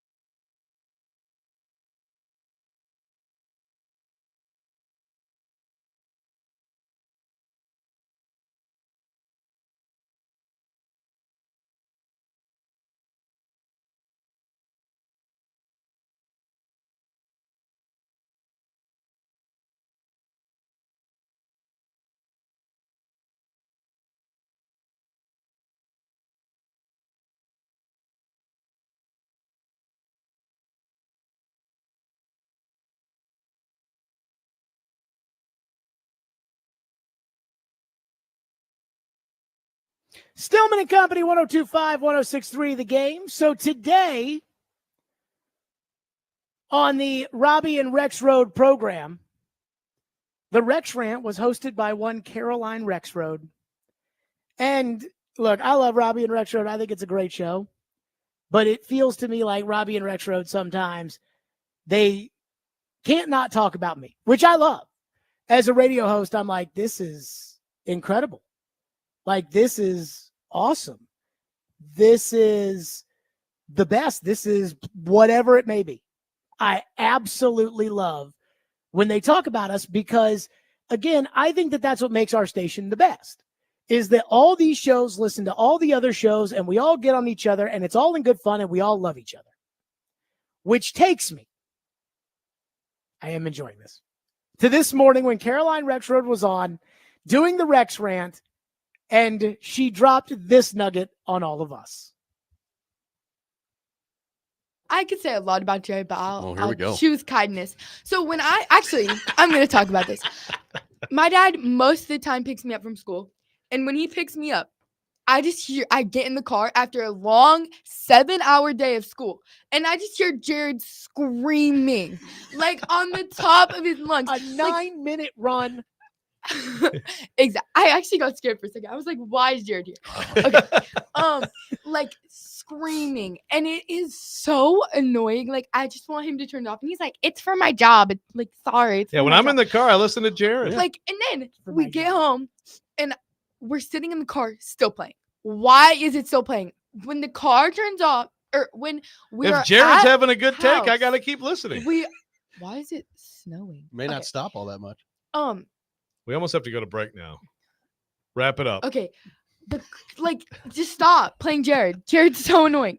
No disrespect. No disrespect. No disrespect. With all due respect. All due respect, you're Just- annoying, Jared. Just when you're screaming and it's 3:00 after my 7-hour day of school, it is the most annoying thing. Like, number one of my pet peeves. Oh, that was awesome. Okay. Let me just say, Caroline Rexroad, number one, respect taken. You know, when she says, with all due respect, get this crap off the radio. Respect taken. I totally understand. I'm totally here for it. You do not have to hear. All respect, salute. I mean, I hated school when I was a kid. 7-hour day of school. And I remember looking at the clock. We used to have block classes in school. And I used to look at the clock and I would see that it was like a 70-minute class and we're 10 minutes in. Ugh. That's a lot more French left. So I understand. But my favorite part of Caroline Rexroad's rant right there was the fact that she said, I'm sitting there and we're in the car and we've gotten home and the car's off and we're in the garage and he still can't turn it off. That's my favorite part. As a broadcaster, you know, again, that's why we're told to tease. Coming up next, we'll talk about, because we want you to stay with us. That's why we're told to do what we want you hooked. And the fact that serious broadcaster Joe Rexroad, serious sports journalist Joe Rexroad of the New York Times cannot get out of his car until the segment ends, tells me everything I wanted to hear. So Caroline Rexroad, I wish you a very happy Thanksgiving. And I truly, truly am sorry for all of the yelling and the screaming and the exposing your dad's bad takes over the years. And Joe won't be with us for Jared versus Joe tomorrow. Neither will Caroline. Barry Trotz will join us at 5 o'clock. But let me just say this. That was all I needed to feel like another victory in Jared versus Joe. We'll see everybody tomorrow. Meanwhile, Preds Insiders is next.